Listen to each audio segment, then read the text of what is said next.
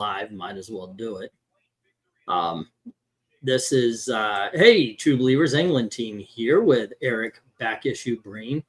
I guess Venk went out to get something to eat. You know, if he's not here, he must be there. That's what I'm figuring. That's usually the story, right? He does the thing, goes out to get something to eat, shows up a little bit late for this one, but hey, who doesn't? Right? I mean, yeah, even we're late for this one. I just figure, what the heck? Let's get together, have a little hangout, maybe show off a little Christmas swag. Say again? We can't be late for something that was unscheduled. When it's unscheduled, we're on time when we get there. A wizard is always on time. Yeah, it's I don't know. Like, just thought, why don't we get together? Why don't we hang out for a little bit, see what's going on, talk about whatever the hell is moving the news in comics and geekiness and such. It's waiting for people to join in. I was going to, but yeah, that was it. That was actually what I was waiting for. Just whomever. While I was doing that, I figured, what the heck? Why not put up a thumbnail or two? And I have been having fun with AI. In all honesty, I don't know how to do it properly. Big shock surprise. I thought the prompts should be easy. Like, if I put, I'm going to show them off here in just a little bit, but if I put Justice League celebrating Christmas, okay, I expect something to look a little bit like the Justice League celebrating Christmas. And then I find out what I actually get. So I do something and I go, Superman, Batman, Wonder Woman, Green Lantern, Flash, Aquaman, Martian Man, and I named the main 7. And what I get is even funnier. So I thought it would be, and let me tell you straight up, all of the thumbnails I am using AI for, if they look stupid, trust me, I know, and that's why they're the thumbnail. I think AI is some silly shit. I really do. But the thing is, I see people doing AI and they could create some of the most pretty art with it. I am not that guy. I don't know how to do such a serious prompt that everything comes out perfectly. Wish I could, just not me. Just not me. What were you about to say, Eric? No, nothing. I don't even know how to. Yeah, I don't even know how to start one of those. I mean, where do you go to do that? Well, for me, I go to Night Cafe, and all you got to do is put in the words of the things you want. Now, I started off trying to make a profile picture. So I put bald Batman with a lovebird on his shoulder, you know, figuring it would be me and, at the time, Twiddles. And what I got, I'm going to show you in just a little bit. You got to see this thing. It is, the thing is, it comes back web and I need to put it as a JPEG. And that's what I'm doing right now. And my goodness gracious, it is one. I'm like, really? This is what you get out of that? And that's what I put. Fat man with a bird on his shoulder, with a lovebird on his shoulder. And I even put green, yellow, and orange, and I described Twiddle's colors. It was, you got to see this thing. I'm almost done here. I'm getting all the pictures so I could actually share them and show them off, because why not? It is fun stuff. Jackson, I'm going to be pissed off when I figure out what insult you just meant there. What do you say? Just don't you worry. Said I don't understand the I part of AI.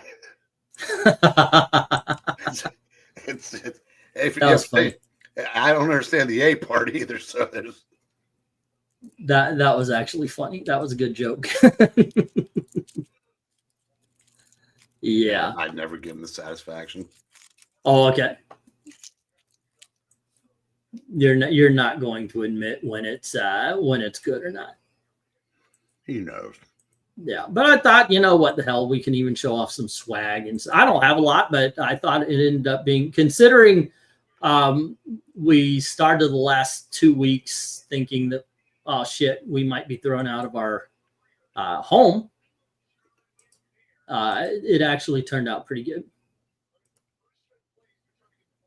And I thank you very much. That has got to be the biggest and best Christmas present we got, because not only did we pay the bills, and we were able to give ourselves a very modest Christmas.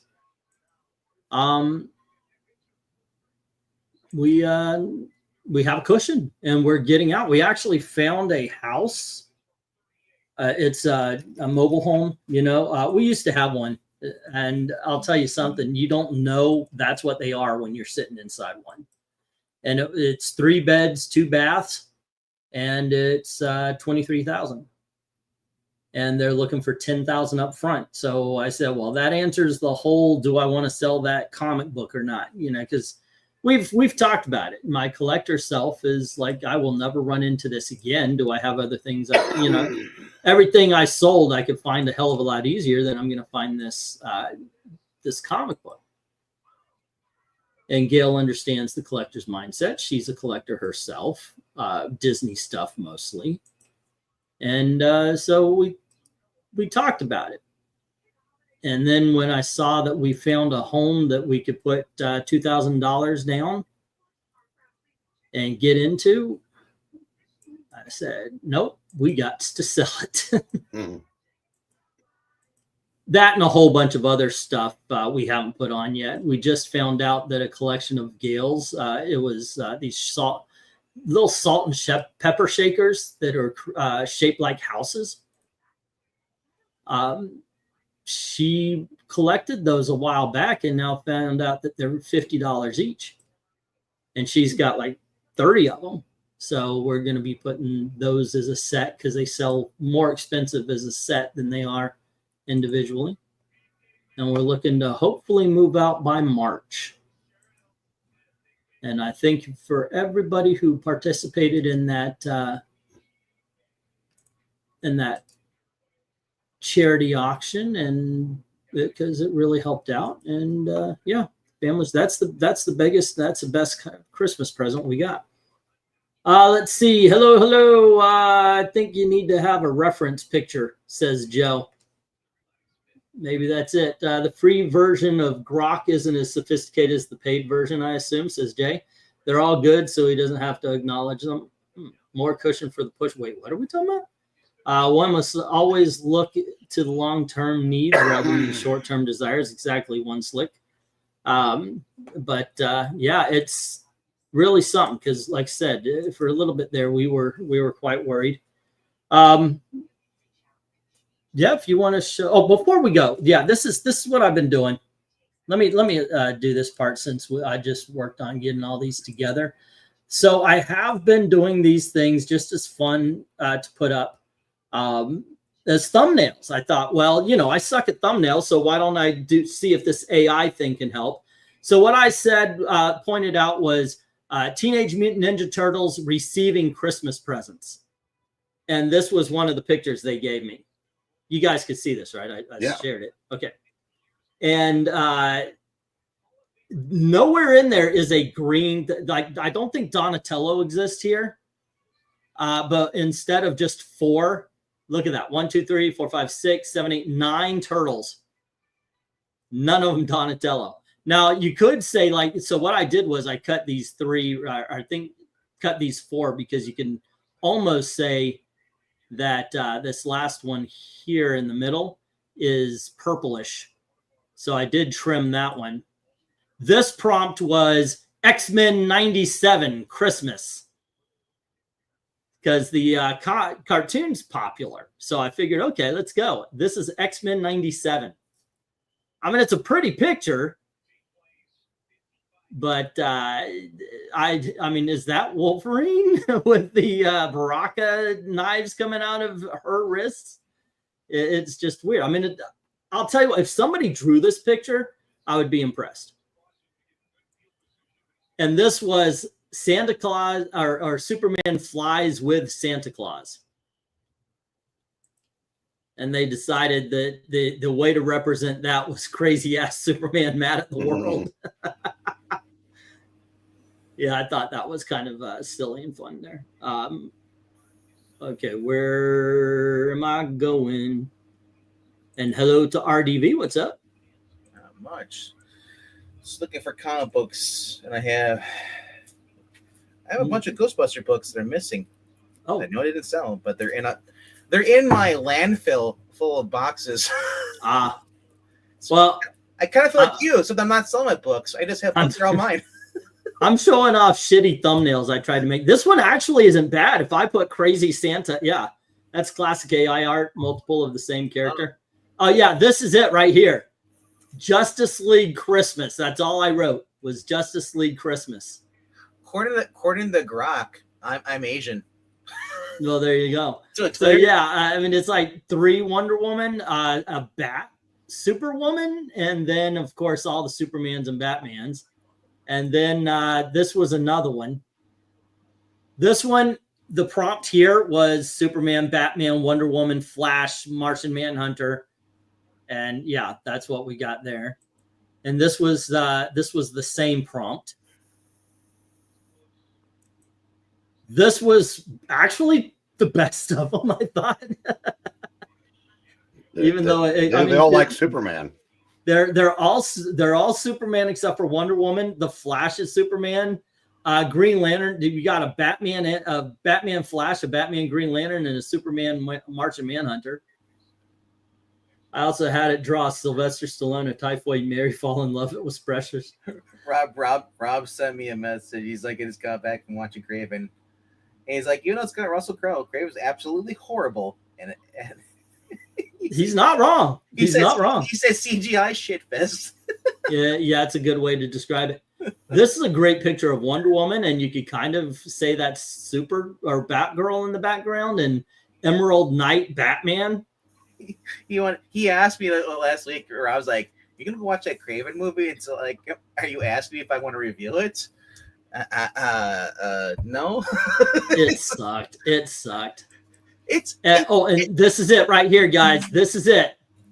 This is fat bald man with a lovebird on his shoulder. It's Twiddles. That is what the fuck is that seagull trying to eat my neck for? That is absolutely. Where's your neck? Where's your head? Exactly. That's what that was the prompt. So it looks like the face has been eaten out by the thing. And I hate this. When you type in Spider-Man, like it keeps giving me the Tom Holland design. Yeah, that's not Spider-Man. This is I put Spider-Man and Christmas in the same thing, and this is Teenage Mutant Ninja Turtles Christmas. Looks great. Jenica replaced one of them. I know Jenna is in there instead of well, it's like 3 Mikeys and a Jenna. They all look like Raphael to me. Yeah. And now remember they also actually it looks like the original. Oh yeah, by the way, Jackson did notice Spider-Man's wearing high heels in this one, but only for this foot. The other foot is regular. It's Tom Holland. Wears heels. Yeah, I didn't see. Wait. So when did Ezra Miller start playing Spider-Man? Tom Holland. And this is the edited version of that Teenage Mutant Ninja Turtles in front of the tree. I thought that was pretty good. Now, and this is Matthew Broderick as the Flash. It looks like Grant Gustin. Flash. But that's a good Flash. It looks like you know what it looks like? It's like if the CW had the same inspiration as CBS Flash did in the 90s. Yeah. So basically, they weren't woke. And this is the thumbnail I went with. Once again, the prompt was Superman flies with Santa Claus. Midget Santa. It's Midget Santa flying on Superman's back. This was Swamp Thing attacks 2 kids. Oh, I thought this was House Secrets. Oh, they finally got those kids. I know, right? Yes. Well, look. Thank you, AI. The kid now has 4 limbs, and one of them is being attacked by a branch. So yeah, this is probably the best of them, in my opinion. But here's the thing, though. You know damn well that kids are going to survive. Oh, of course. And this one was I was looking for profile pics for the movie channel, and I put 2 guys dressed like the 40s. in front of a movie theater. But yeah, my favorite is that the could Flash have and went the Swamp totally Thing. right. You said two guys dressed as 40s, they could be like drunk. Yeah. Like just two bottle of 40-ounce liquor. Yeah. Hello, Elijah. What's up, man? It's been a while. How you doing? They drink all the 40s. So they look like 40s. Yeah. So anyway, yeah, what's been going on, kids? We had a wonderful Christmas. We didn't do shit.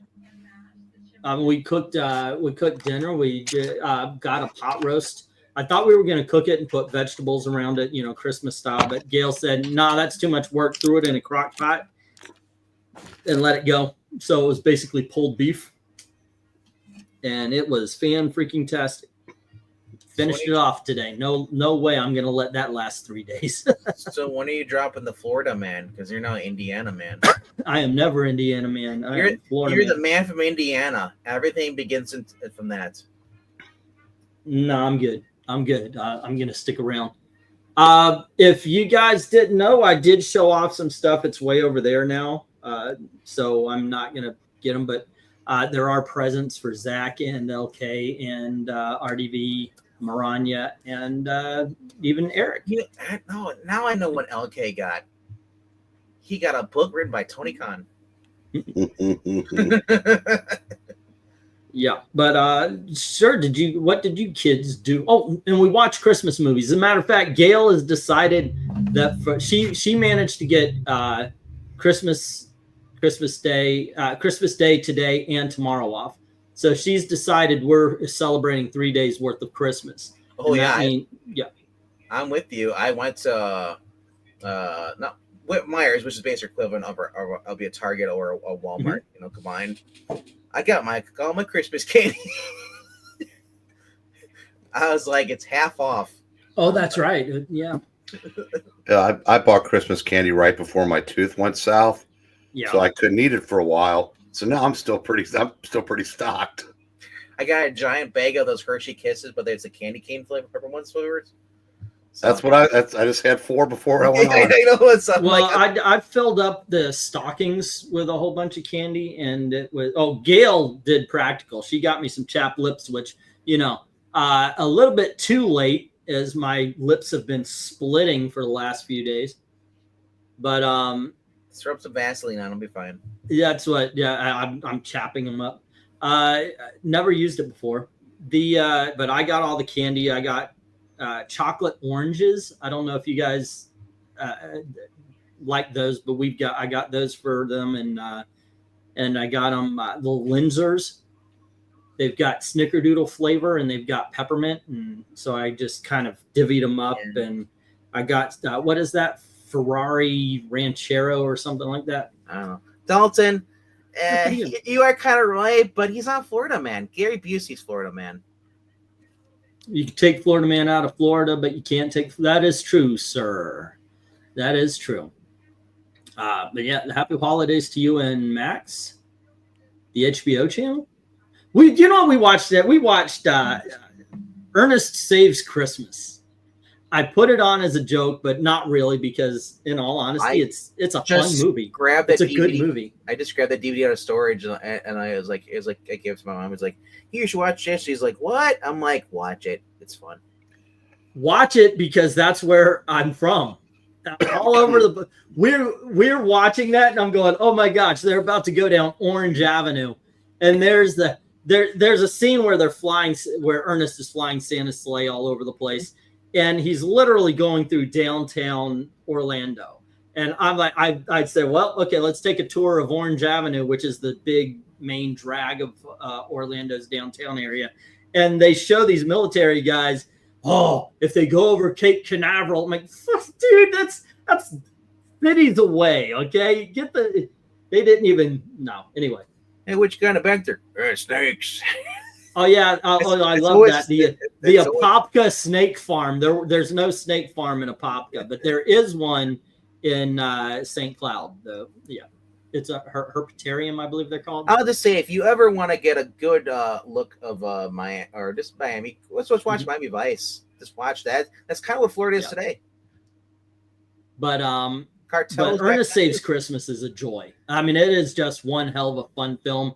God bless him, and I hope he is just sitting and enjoying heaven. But Jim Varney, man, I always liked him, and yeah, I'm an Ernest fan ever since he was in all those Fox commercials. I don't know if it was a local thing. Commercials for Mellow Yellow, he did for everything. Hey Vern, oh, you're trying to fix your TV? Looks like it's got short in it. Yeah, I ever since those, I like the Ernest character. So, Dark Admiral, we watch it on Christmas. Love Ernest Saves Christmas. My favorite part. They be pizzing. So it's a fun film. What is your favorite Ernest film? No, that's it. The Ernest Saves Christmas. I like the Halloween one as well, but you're stupid. No. You don't like the Goes to Camp?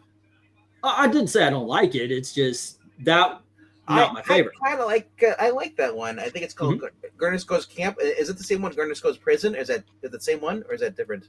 No, Ernest Goes to Prison, same thing. Oh, there's so many, and there's Ernest Goes to Africa, which is like the final Ernest one. Yeah. And I was just like, this is getting ridiculous. They say Jim was a literal chain smoker, like one right after the other. I saw Jim Varney sit down with Robin Williams and hold his own in the improv department. It's like, good on you, man. My favorite Jim Varney role was Jed Clampett in the Beverly Hillbillies. Yeah, I agree that he was really done well there. The movie wasn't good. I think they should have started the movie the same way the TV show started. Like they did a half-hour introduction to the Beverly Hillbillies where they show him getting the oil and then moving out to California. Like that's just padding because you could have done that in the 3-minute song. That's it. You're in there. Ernest Does Dallas. Was it Dietrich Bader, one of the sons? Yeah, Dietrich Bader. He was Jethro. Jethro. Yeah. I couldn't remember. I wanted to say Jethro, but I don't remember what the characters' names were. And Erica Laniak is Ellie Mae. Yep. That was Lily Tomlin as what was her name? Cratchit. Jane. Jane, yeah, the banker's assistant. Yeah, freaking hell, what is her name? I don't remember them saying her last name much. But yeah, Lily Tomlin was. I mean, well, Lily Tomlin's good at pretty much anything she does. But yeah, she did a movie with Steve Martin. I liked called All of Me. Jane Hathaway, thank you, Maranya, thank you. Erica Boyd's like, Erica Laniak. Oh, Erica Boyd sent me a message. And I will tell you this, yesterday while we were chilling out, I worked and got together. I believe everybody who's wants their books shipped is going to get their books shipped tomorrow. Latest Monday. But I've got so many done up and ready to go. So Austin's, I know, oh Christ, not Devil May Cry. Who am I thinking of? DC. Darkness Comes. Definitely cry. two boxes for him. Dominic's got a small box. Jay's got a small box. I've got a small storage box. You have a long box. Storage locker. You've got a storage bin of comics. Yeah, it's embarrassing. I was. You look over there. I have a flag. It says RDV. Yeah, it's you've got your own room right now. Yeah, that Beverly Hillbillies movie is underrated. Yeah, in the 90s, man, they were trying to bring back all those 60s shows. You know what it is? It's like having a free storage locker by you without having to store the books here. Yeah, you were talking earlier about how you're falling all over the comics around your room, and I'm thinking, dude, I've got 2 or 3. Got at least 2 short. I've got them upstairs. I got them in a couple of different rooms upstairs, and I got them in my room behind me. It's just like I've got a short box, and then I've got about 2/3 of a long box. I could fill up a garage easily with all the books I got.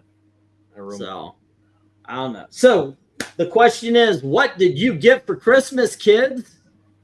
Well, I have a short list. Like I said, it was a modest Christmas. We wanted to do something because it was kind of gloom and doom, and then we were able to do it, and I certainly appreciate it.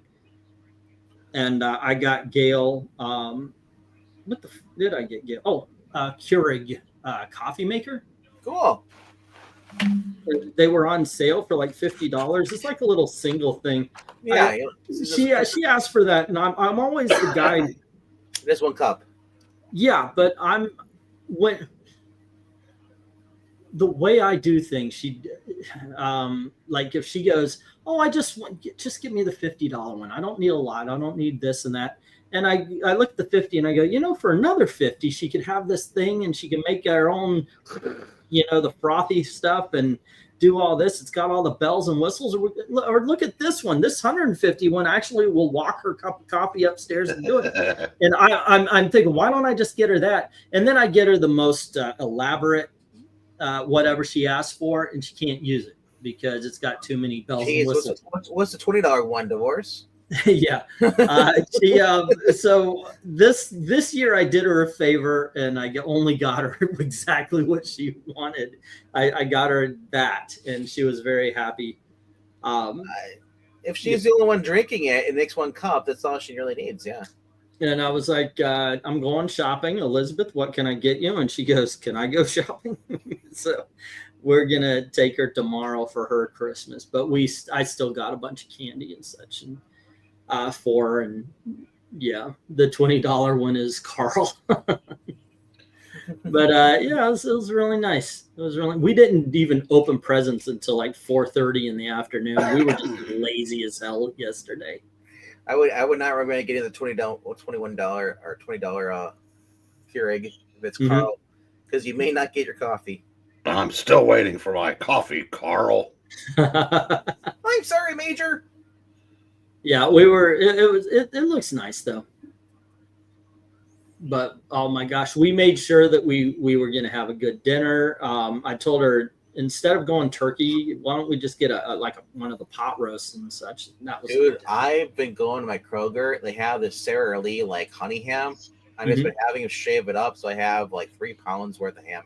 That's awesome. That is good. Oh, my mother every year sends these sausage sets, and those are awesome. We still have half of one of them. I'm looking at it right over here. And thinking, yeah, that actually would be good for a midnight snack. But we have them on Christmas Eve. Our Christmas Eve tradition has always been a Hickory Farm sausage set, a Christmas movie, a couple of bottles of that Welch's cider. You know, you get the white grape or the red grape, Rosa or whatever. And yeah, it was really, really nice. Need Ruggernut, send you some freshly roasted, but bring on in. Now, every time someone says sausage, I hear, Daddy likes some sausage. Daddy would like some sausage. That's so Daddy, would you like some? The only funny part about that entire movie. I cannot forget that movie. Every time someone says that, it just pops in there. Oh, did I pull my? There we go. All right. No, we didn't say anything. What the hell? Well, this is empty. I guess Gail refrigerated it for some reason. Half of it is not even in there. Say again? The Keurigs in the refrigerator? No. The sausage set. We've got, like I said, we got 2 of them. She buys us one for Christmas and one for New Year's. Babe, she likes cold hot dogs. Yeah. And then I got other things from the family. And Gail is very literal. And she gets mad because okay, make me a list. And I'll give her like 20 DVDs or something like that. I'll give her, how about this? And I'll give her a big long list of things, and she'll get mad. And so I'll talk, but if I don't, I told you guys, if I touch the present, I know exactly what it is. So if I grab onto a box or something that looks like a DVD, and I only mentioned a movie or two, I know exactly what it is by the weight, by this, it's just the way I've always been. So I mentioned to her that the greatest hot sauce I've ever had was in a Hell's Kitchen set that Walmart sells, and it's chocolate chipotle. So when I grabbed onto the gift and I felt the plastic going, oh, you got the Hell's, before I even opened it, she got me this Hell's Kitchen hot sauce. I love hot sauce, by the way. I love spicy food. To me, food isn't interesting if it's not spicy, but there's a Chipotle chocolate hot sauce right there. And that is de-freaking-licious. To me, this is like $10 hot sauce right there because that's what I really want it for. Yeah. And I mentioned, yeah, you could get a DVD box set. And I tried to mention a whole bunch of things, but I landed, the last thing I mentioned was Star Trek. And so I knew she was going to get me this one because that's the one she would probably remember. And it was the cheapest one. But I'm trying to rebuild my physical media thing. So that was very nice of her. Yep. Alrighty. Spider-Man Unlimited cartoon show, very underrated and unique, says Patrick Sargent. Yep. For the time being. Am I still on? Yeah. Okay. So how about you guys? What'd you get for yourself there with your yearly My Comic Shop order? Well, I shouldn't say. I guess not. Yearly is not quite accurate. It's we did a couple a year, but we always do one to get there right before Christmas. Mm-hmm. So this is my take from this year. Avengers 63. First Giant Man? First Goliath. Well, Goliath, yeah. Does this say "and friends" on the cover? I saw a big giant "and." This is "and" in this corner. Oh. Number 73. It's one of the rare issues that was drawn by Frank Giacomo.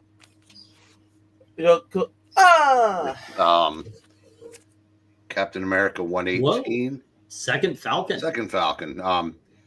Jerry got, when we went to Dayton earlier in the month, he got one. I think he paid $120 for it. Yeah. Mine knocked the zero off. You got that for $13? 12. Oh, 12. Holy shit. Sir, that you're both are wrong. Is the cover falling off of it? No, it's just, Jerry only buys them if they're, close to mint. Yeah. This is probably a 3.5 or give or take. And I sold one a couple of years ago for $30 to somebody. $30. 170. Nice. And so I finally got the last two Kirby caps from the second time around. There's 208 and 209. So you're all good on the Kirby cap. Yeah. And I could have sworn I had this, but apparently I didn't. So I either acquired or reacquired this. That is sweet. That's I try to get that one anytime I can, inexpensively. But that is getting less and less inexpensive. I think I actually picked it up this year. I can't remember. I know I grabbed one of those covers. I think this was maybe 10.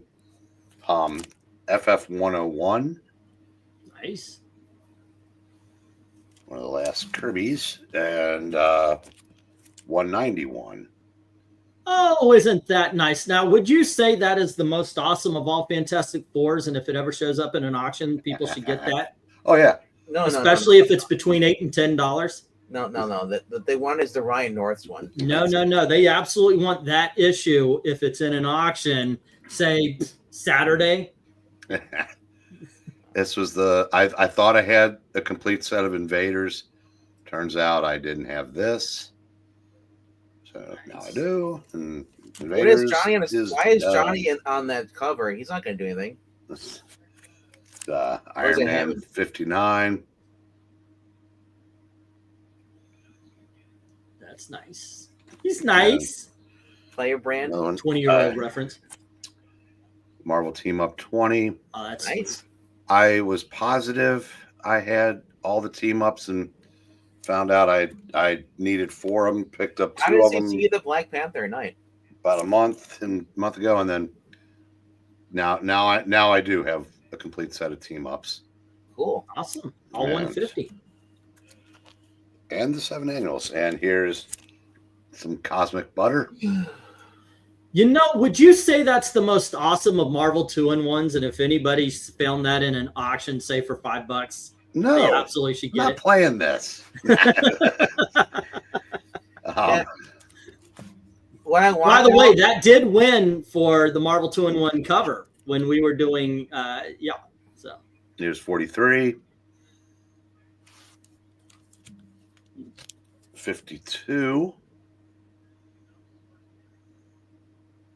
That's nice. Moonlight. 58. And, oh, I'm sorry, 60 and then 58. And now I'm finished with 2-in-1. Cool. That's cool. All And 100. Cosmic butter for the win, says Dark Admiral.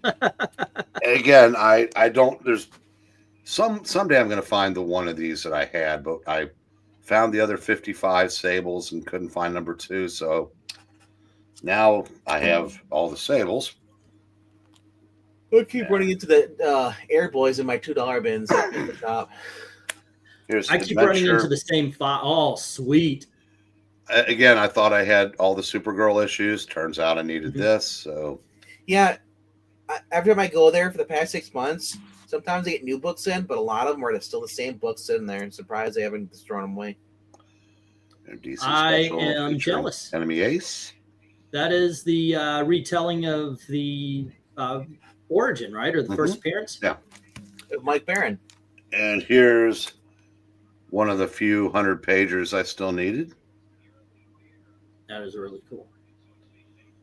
And 2 left. Let's see. Supergirl, that obviously our host has handled because part of the E's missing. Yes, son of a bitch. Yeah, sorry, it went through here. Yeah, and by the way, whatever Dom sends you, all of the E's inside and out are gone now. So I've got the Supergirl, all the adventures. This finishes out the 10-issue Supergirl series, and I have all the Superman family. So now I just need to get like 2 or 3 of the 83 series, and I'll have all this. And then last but not least, and I posted Supergirl. I posted this also. But the Holy first shiitake mushrooms. Yeah, this. You can see above the DC logo. Yeah. But this was considered a 1.8. Nothing fell out of it when I read it. You know, still as the folks want to say, other than that corner, it presents well. Hey, if it looks good in the frame. Yeah, and I've wanted to get this back since I sold, because I love this cover. I love this story. You know, it's just basic DC Silver Age silliness, but loved it. And so that is my Christmas haul. That is pretty sweet. You got some pretty sweet books there, sir. Alrighty. Let me stop highlighting because I know that makes you feel weird. Yeah. Let's see. We got Hey, Kid Comics. We're just talking after Christmas just to hang out. Patrick Sargent got the first Rocketeer appearance, the Star Slayer number 2. It was Santa checking out who was 99. Okay, Cosmic Butter for the win. There we go. RDV, do you have anything to share? I got a couple things. No books that I got. Yep. The only thing I got, the one thing that we all want but never get from anybody. A gift certificate to our. A gift certificate to our comic book store. Oh, holy shit! Yeah, my brother-in-law went to the comic book store, and I was like, "Holy crap!" Cold days in hell. It only took me 20 years of telling you people I go to the comic book store every Wednesday. Yeah, that's pretty sweet. So I also learned that, hey, I can get gift certificates at the comic book store. I did not know that. Well, like I said, the number one. Oh, I'm sorry if you weren't. No, I was just saying. That's my insert credit I have there. It's funny. I have insert credit with you and at the comic store. How much do you have left here? I didn't use all of it. I remember I did $300. You? Yeah, I know. I was just wondering because I know you gave 300, but you got a lot as well. So yeah, I can't remember what the total is. I have to look. I'll look at your total, or I might have a sheet here with it written down already somewhere. Yeah. But well, Well, obviously, yes. Remember, my tabs on Darkness Comes too as well. He said he'd go for it, and I'm getting these two as well. Dumb Dumber, get the red nuts. Remember Dumb and Dumber at the diner scene where the guy, he's like, oh, they basically apologize, they're gonna pay for his food, but instead they put on his tab and they grab it. Right. Yeah. So okay. And of course, Venkman got me an external hard drive as he drops it. Careful there. Yeah. That I will not do. So now you can put all the Asian porn on there and just have endless amounts. Yeah, and hide it from Gail so she doesn't have to check history. You Gail can do that together. Just watch together. From the family, because I got the first one, and my brother is into this kind of thing, and so is Dalton, by the way. I got the Doctor Strange Omnibus Volume 2. Bidding starts when I say go. Yeah, this is this goes all the way up to the first appearance of Defenders. I bought the first one because I found it for $30, and I was like, holy shit, that's pretty good. And then bidding starts at $150. Yeah. My choice though, would be Teen Titans. I still don't have those. And by the way, Volume 2, the Bronze Age, is hitting the $100 mark. But hey, Doctor Strange, right? Not too bad.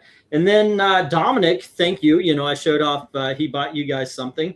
For me, it was Volume 3 of Showcase Presents Sergeant Rock, which is not cheap, not too bad, not too shabby. So very happy about this. This is pretty cool because these are the thing that I'm actually trying to accrue an entire collection of. And also I ended up getting the Brave and the Bold Volume 3, which completes my Brave and the Bold collection. And now we can put it on the auction. Yeah, no, I'm not going to do that anymore. I'm not putting the Showcase in there anymore. That's the ones I'm going to try to hold on to. I feel bad I put the Marvel Essentials in, because I was trying to get those. How dare you put the JSA Complete Collection in there? Dude, I put that in there with the idea that later I was going to get the omnibus, and that's when we hit financial trouble. I'll hold on to it for you here. If you ever want to buy it back, let me know. All righty, for double the amount. But no, I dig on the Silver Age books. I've been reading Green Lantern. I want to start reading the Legion.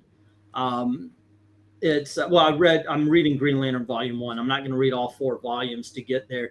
These are some silly ass, fun freaking stories. You know what they need with the Green Lanterns? They need a No Man's Land omnibus. I've got all the trades. I know, but I want the omnibus so I can just buy, because I can never find the last one. The one that's hardest to find is Have a good night, One Slick. Take care. Be safe. Number 4. That's the hardest to find. I think. Yeah. I know I'm missing one of them. Oh man. And you're missing number 4. I think I'm missing that one. Whatever the one is the hardest one to find, because I can find all the other ones. I have to go.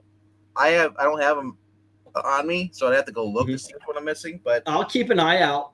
I go to all these flea markets and all sorts of stuff, and that's the best place for finding things. People don't know what they are, so yeah, I'll do that. But then hey, KRENIZ, what's up? But then they'll have a trade going for like, oh, it's just $10, but then they'll have a comic book going for like $20. That's like only worth $1. Like, people who run flea markets that aren't comic book fans really don't know the value. You get 2 different kinds. You get somebody who believes a comic book is what the price guide says in any condition, or you get the people who just want to get rid of stuff that they don't really care what they don't go through and find out how much everything's worth. Those are my favorite. Yeah, that's everybody's favorite. That was half price books until the movies came out, and they're like, oh my gosh, we should jack up all the books to $80. I'm like, you're not. First of all, it's not even bagged. It's not even boarded. And it's curving in there, and it's in a lockbox. I'm like, that book ain't $20 anymore. Now it's got a curve to the spine. Yep. They put it in the shop right next to the window, and the sun has bleached everything. Yeah. Very truly about the flea market vendors. Yep.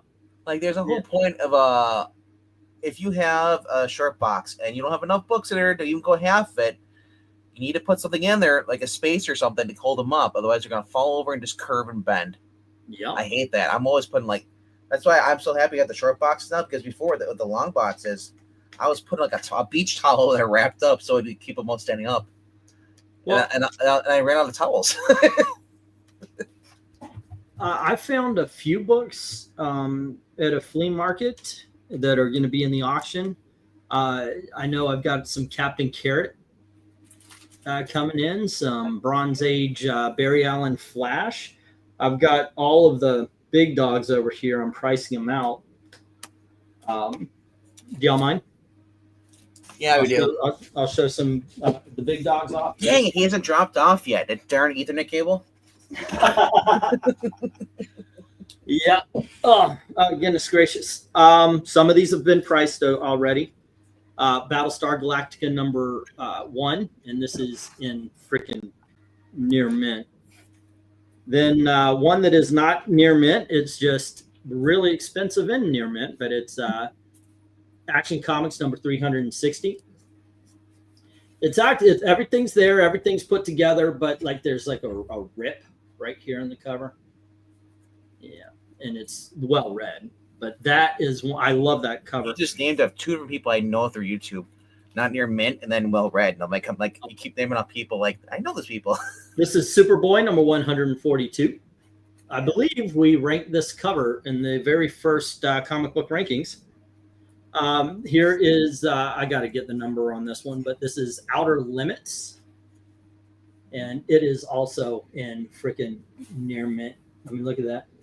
It might be very fine in near mint. I mean, you know, it is an older book, but god damn, this is in great condition. The Atom number 38. Adam. Unfortunately, has a Adam. I'm getting tired, man. So I can't. Like you can tell me I was like, that's a poor attempt. I'm like, I use back and board packs to keep up the books. Yeah, that is very good. Issue number 4 of Kool-Aid Man. Oh yeah. Oh, sorry. There you go. And issue number 1 of, and this one also it's in very fine. I mean, I could see a couple of problems. Like there's like a bend right here on the very end. Hey, Clint. See right there. But Clint. This is Harvey Hits number 1, and it is one of the only books that reprint the first appearance of Richie Rich. The thing is, I don't know if that's Clint from they did the RPG with us, or if that's a brand new person named Clint. Is it Clint Howard? I arrived at home to a box from E. I also got myself copies of the pre-war and post-omnibus of Submariner. I wish I could get those back. But I told Gail, I said I was not expecting to sell them. There were a couple of things I had to sell, and I understand. A home is better than the books. Well, if it was Clint Howard, he'd only show up on your channel.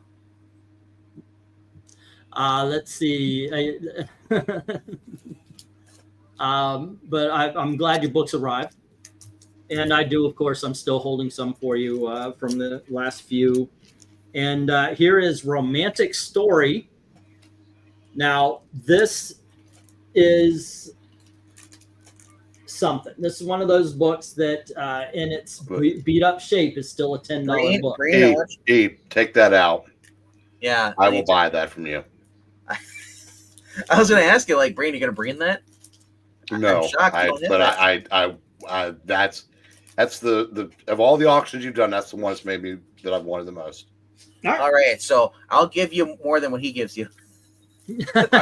I will end you, you son of a... RDV just said $1 more than any of the bids on the bottom row. I had a pot. Almost every auction, I end up with a pile of books that have no owner, meaning they got put into the bid on their orphans. But I don't have they never got put on the whoever bid on them's list. And this time around, I was going through and I was looking at all the comments to make sure I have everybody's getting their own the books that they're supposed to get. You know what you got to do when you pick those books? You can be like, you know what book? You just made the list. Dark Emerald is a romantic story, but it's a 100-pager, and I don't own any Charlton 100-page. Okay, I was understand. What I was talking about was this is in crap condition, but it's still a $10 book because of it's in mint condition. It's I'm the king of crap condition. You know that. Okay, back cover barely hanging, and there is a missing last page. Are we still talking about the books, Eric? All right, I just right. Okay, I just want to make sure because I don't want anybody. I would have read that off before I put it up for sale. So this is 2 books I was really excited to get a hold of because I can barely get a hold of any of these. This is Sea Devils issue number 34. And we have Sea Devils issue number 11. And when was the last time we had Sea Devils? I just don't get Sea Devils in force. What was it? I missed it. Just okay. Spider-Woman number 6, where she fights the werewolf by night. And Superman number 288. This era of Superman is starting to boom, by the way. Adam Cole, baby. I just noticed. This is in better condition than it'll look because I tried to take the price tag off or whatever identifier the guy who sold it to me had, and it tore the bag. But is that the Digivolve of Bulbasaur? Say again? See, I got Pterosaur. I don't know if he's talking Pokemon or Digimon. What the? This is Dell Bugs Bunny issue number 32. So what threw me off is like you have the old school big Dells, and then they have the reprints, I guess, or the smaller versions, same covers. Gold Key. Dell came first. Gold Key goes second, and this is the April issue of Lone Ranger. I kind of like the smaller version ones of than the larger ones, only because they're easier to storage. Avengers Annual number 11 with Silver Surfer. Oh, Beast Wars. Nobody likes Beast Wars, bro. Brave and the Bold number 145, where he teams up with the Phantom Stranger. Did they ever figure out what his name is? The Phantom Stranger? Stranger. Eerie issue number 114. Outrage. And George, are you there? George K. I finally got some. Here's Tomb of Dracula number 27. And look at that condition. It is in excellent condition. And then I got Tomb of Dracula number 31. And we have Tomb of Dracula number 59. There we go. This comes in occasionally. We got Blue Devil number 1. I see that always. And then New Warriors number 1.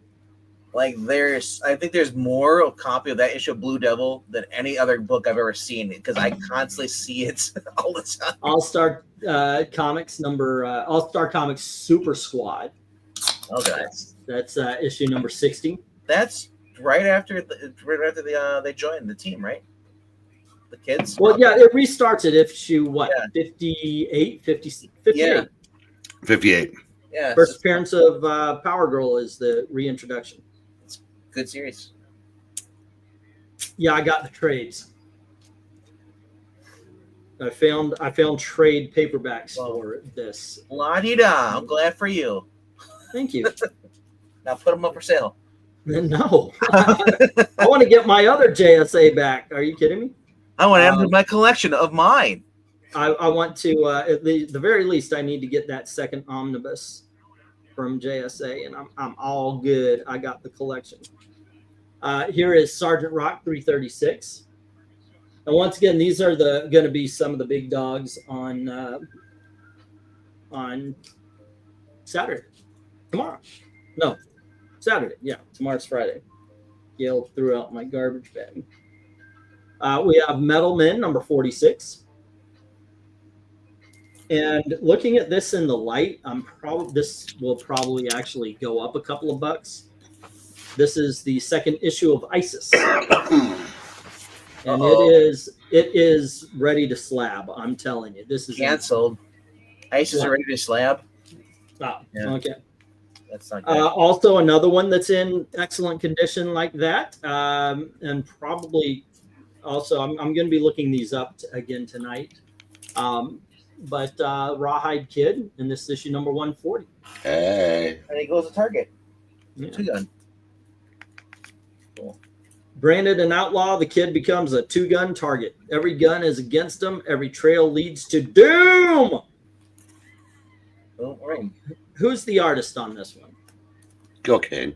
yeah. I might not The know. only I have artist. fond memories of buying the Bat Optimus Primal and Gator Megatron as a kid. They're talking Are you about planning Beast on Wars. getting a new Harley Quinn book where you finger? Yeah, you know what?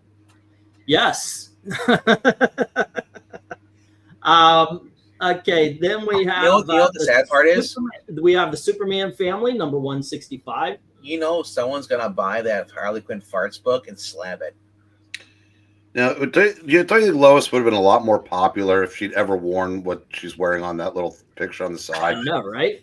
I thought you were gonna say That little, they should- the little shorts outfit right there. Yeah. I think you say would have been a better book if they would have had instead of Harley Quinn farting, it's Lois Lane farting. She looks like Veronica.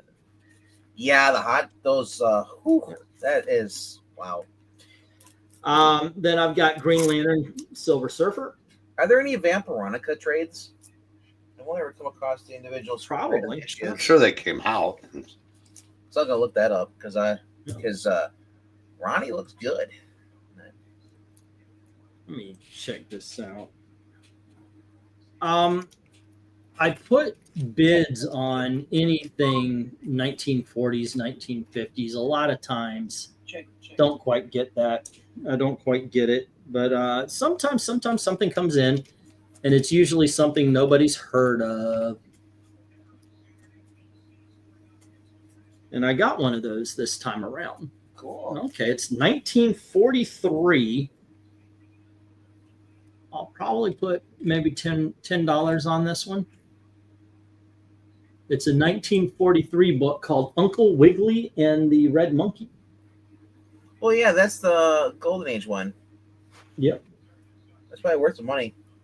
And then I've also got the Twilight Zone. This is the very first Twilight Zone comic book. It does have a little problem, as you can see right there. Oh, that is number one. Okay, that explains why I saw it on my wall at the store. Yeah. So I'll probably put, in this condition, I'll probably put $35, $40 on it. And I had to go double check to see what's going on in my shop. Because I got the half off right now deal. Ah. So if it's up that, I'm like, dang, I better go get the half off. Well, I know it's worth multiple. I'm gonna check it out, but once again, yeah, that's why they're down here and not all boxed up, is because I'm gonna be going through and pricing them. My shop, he doesn't have high grade stuff. He has what you sell on your auctions, but some of them are actually just worth more because whatever reason. Yeah, look, 1.5 Superman number 1 is going to be worth more than a 1.5 Dazzler number 1. It's just, you got to expect it. I don't know. These new Dazzlers might be more expensive than the Action Comics. Oh, okay. Not Golden Age. They're going to keep increasing the prices. What are you talking about? Let's see. Red Monkey of the Hoboken Monkeys. Yes, Clint. Okay, what is... Oh, wow. $500 is the mint value of the first Twilight Zone, according to Comic Book Realm. My shop's got a lot of. I've noticed going through my other big box store today, and I was going through all the books. They have a lot of the shadow books from the. You've had the number ones up here a couple times on the auctions. The DC from the 70s. Yeah, I've been seeing a couple. They've got like 2 or 3 and a few other ones, but they're not too expensive though. For whatever reason, that first issue is always wherever I go, it's always expensive. Oh, this according to Comic Book Realm, I should be charging around $75, maybe $65 on this thing. I consider this a 3.5, maybe a 4. Which one is that? The first appearance Twilight Zone. Yeah, that's what I was saying because mine was I'm pretty sure he had his for 50, but even then it's like he probably lowered it because it's been sitting there since last year. It's like, but unfortunately, I don't think this is going to be the case for this. I really don't.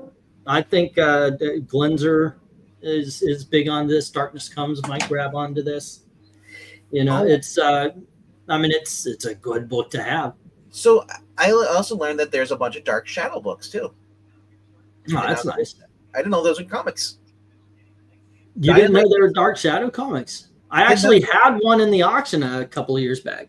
I had the first issue. I vaguely remember that, but I mean, like, I know that Dynamite did a series, but before that, I think some other company, indie company, did one as well. Yeah. I don't think it was Marvel, but I mean, I remember seeing it.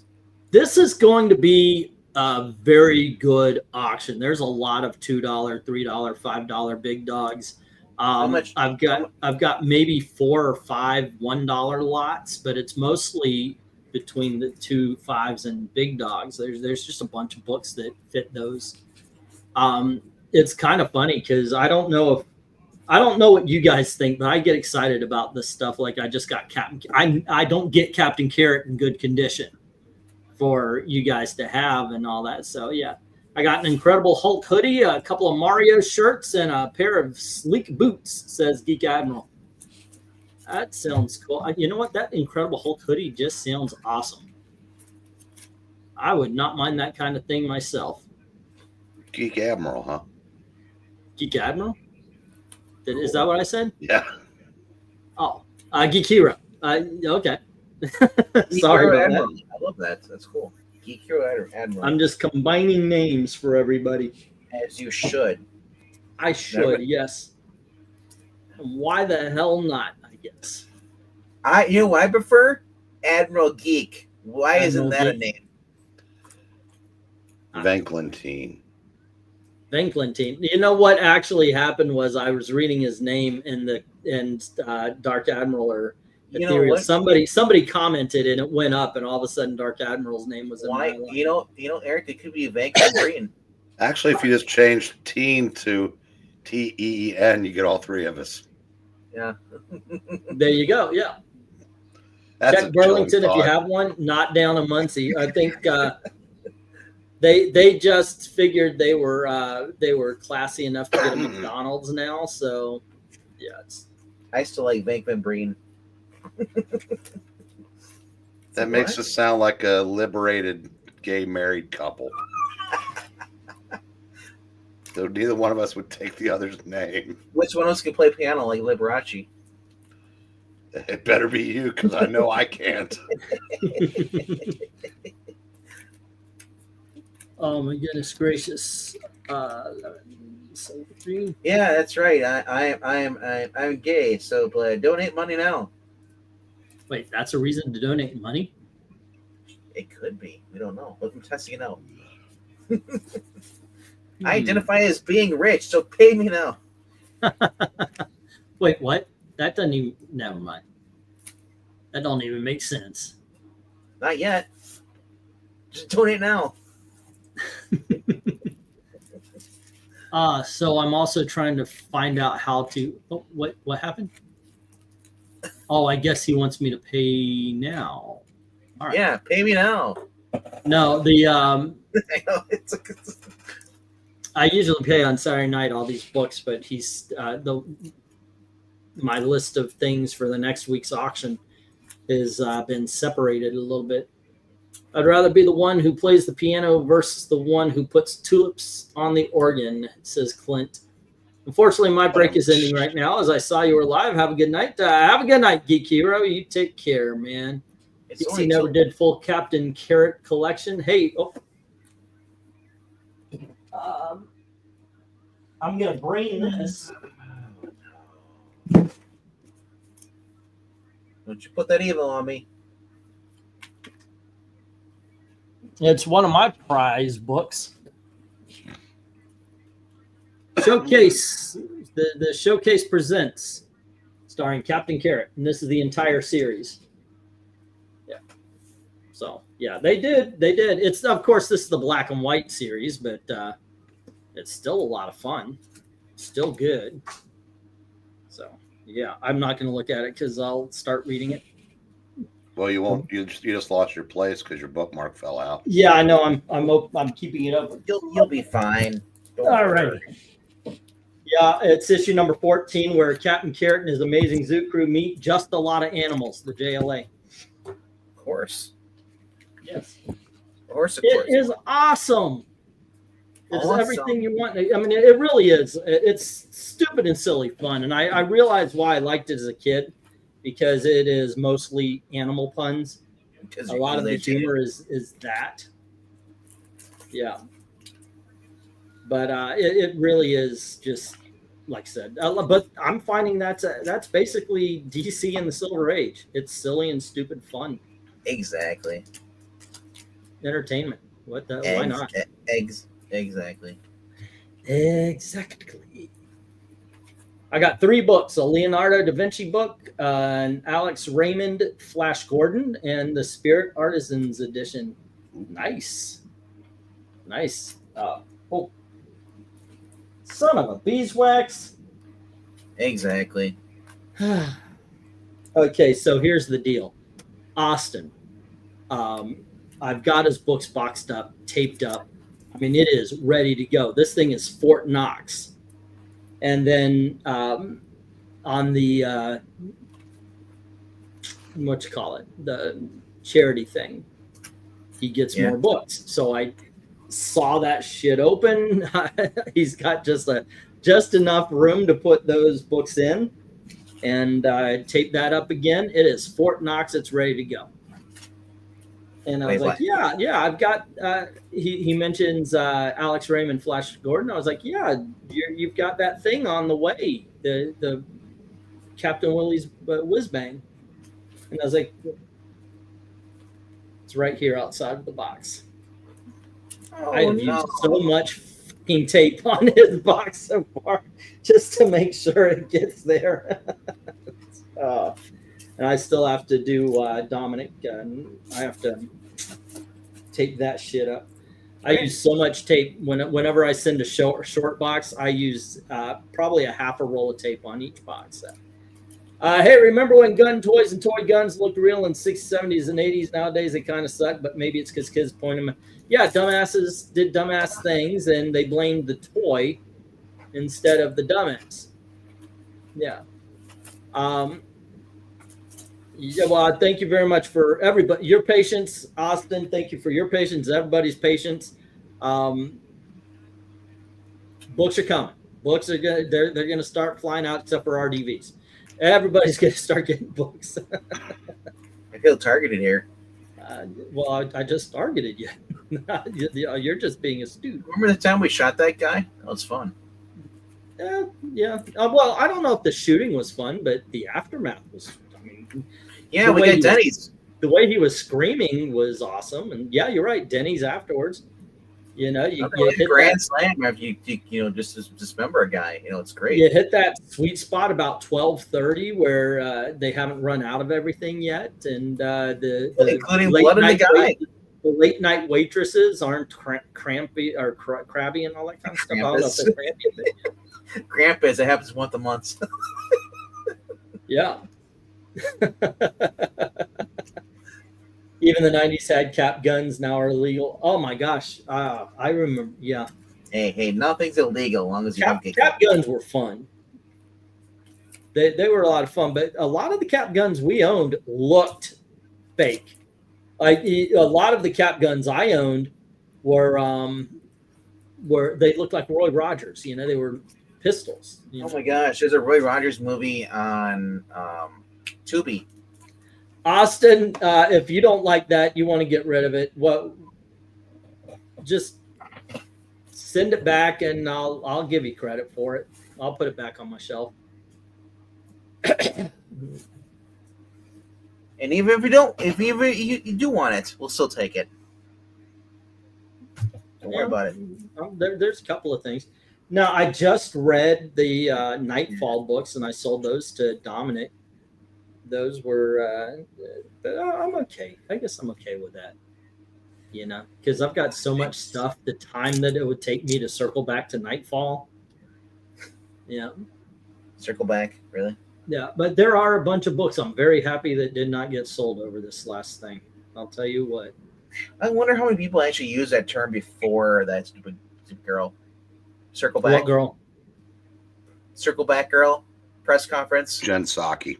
Oh yeah. You know, don't credit that. Those people are so fucking stupid for doing that kind of stuff. Look, this guy we don't like is holding the Betty Ross flag. So why don't we just? Do you know what pisses me off? Oh, I like tiki torches. Yeah. I think tiki torches going up your driveway or on your lawn are beautiful, and it is a great, it is a great decoration, and it is Hawaiian culture, but not to Democrats. Democrats are like, fuck you, it's racist. No, it isn't. You are for just saying now it belongs to the fucking guys that are in North Carolina. I hate the fact that they always take shit like that, and like you can't fly a Betsy Ross flag because Obama said something, and now everybody thinks it's racist. No, only the dumbasses think it's racist. I'll tell you what. To be fair, anything Obama says is racist. A lot of it was. He brought back racism. Let's see. Undead Quinn, what's up? Dark guy. Yeah, I remember certain ones. Talking about cap guns and such. I'll tell you what, Betsy Ross flag. Betsy Ross is General Ross's daughter, and Hulk's love interest. But she's also, aren't she? Was she George Washington's wife? Did I get that? Betsy Ross. I know she designed the flag. Betsy. How about Washington? Okay, never mind. You're right. I said it wrong. That's my mind not working. Goodness. I'm going to sunset. White liberals know what's best for other races and cultures. Damn straight, Jay. If you want to lose your mind over just the comic book and just logic of people in the MCU who love the new Captain America movie, well, it hasn't come out yet, but so you've already seen that poster where the Red Hulk is punching the shield and Sam's holding on to it. Mm-hmm. That trees. People are saying, "Oh, the reason he's not dead or getting pushed back because vibranium absorbs the impact." Oh, in the MCU it does.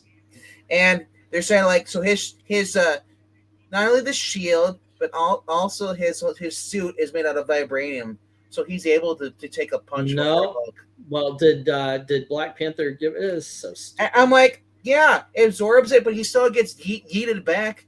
Yeah, and any kind of shaking would still be like Hulk can grab onto him, wiggle, and his brain is sloshed. Well, yeah, everything he's a slushy. Yeah. So, like, don't give it his MCU crap and it's the vibranium. Yeah, it can absorb somewhat, but guess what? Even the shield can break. Yeah. There's a lot of stupidity going on. The Superman trailer comes out, and I think it looks awesome, to tell you the truth. And here comes Nathan Fillion is Guy Gardner. And aside from the outfit, he looks like freaking Guy Gardner. He does. And people are bitching and moaning. I mean, and then I saw some people bitching and moaning about Mr. Terrific's face mask. Yeah. It looks exactly like in the freaking comics, morons. It's not his mask; it's his hair. Oh, they don't like his hair was all like they wanted. You know what they said? Their peak Fairchild or whatever their hair play was Arrow with the cornrows. With the cornrows, they wanted cornrows. Yeah, okay. No, for me, the only complaint is that Superman looks like Superboy with everyone. It's like Gotham. Mm-hmm. It looks like they just de-aged Superman. They made everybody much older than him. So he would be around, I guess, if they're going for like comic book beginnings. He would have to be around 25, I guess. The actor's probably in his 30s, the one who's playing Superman, but still, it's like Guy Gardner looks like his grandfather. Crypto flew back in time and interfered with a baseball game. Oh yeah, we're talking about that. That was Superboy 70 something. we're talking about last night because it's and yeah, Superboy base was with Crypto, and Crypto wanted a bone, but all the bones he kept finding were basically fake bones. So he basically learning a trick from Superboy, he flies back in time and goes back to like the Crustaceous page and gets a bone and all that stuff. It was awesome. It was weird. It's one of those early Silver Age, stuff. The oh, by the way, one of the things I agree. I watched a video. I watched the what you call it, the Scottish guy drinker, and I saw your boy Zach Richard did a video about it, and I was like, you're spot on. It was about this World War II show. Now I haven't watched the show, but I can tell you just by listening to the drinker, he didn't either. But he did a review on it. He's very good about that. The mailman. So the black. And talking, yeah. And his point was, and my dad said this, by the way, about the Vietnam War. He never understood. My dad never understood why people put down the desk jockeys. He said, I had great respect for the people who did that kind of thing because they made sure that we had what we needed to fight. You need somebody like that. And now, of course, I watched both. I think that it's ridiculous to put down or not say that they were part of the war effort or heroic. It's but it's ridiculous when you can tell when somebody does a review of something and they've never read it, they've never watched it, they've never heard it, and this is not the first time the Critical Drinker has done it. Or Black Garrett was doing it too, was also bashing it and everything. And I'm at the point where I just watch stuff. I don't even look on YouTube anymore to see who's reviewing stuff because I'm just sick of the negativity. Maybe there is stuff in there, but like you don't need to bitch about every single thing coming if that's how you make a living though, go ahead, more power to you. But like I just choose not to watch that stuff. It's the same thing. Different movie. Yeah, and in all fairness, your boy has a hard on for a drinker. But in all fairness, if he's right, you got to admit when he's right. You know. Yeah, but yeah. The other day, he did a video because he basically wanted to trash the. Apparently, Ghost Machine has. I thought were 9 guys, but it turned out to be 8 guys and a lesbian that looks like a guy. Yeah. Who never had any comic credits, and Zach was trashing the story, but he hadn't read it. Then he started criticizing the new Catwoman because it had a woman writer, and he just assumed that she was a they, them, or whatever. He hadn't read that either, and that's why Torn Grumbeck. And the thing is, and this is something I was calling for when we were OGCG, you got to call them both out. Right, but I'm just saying it was kind of.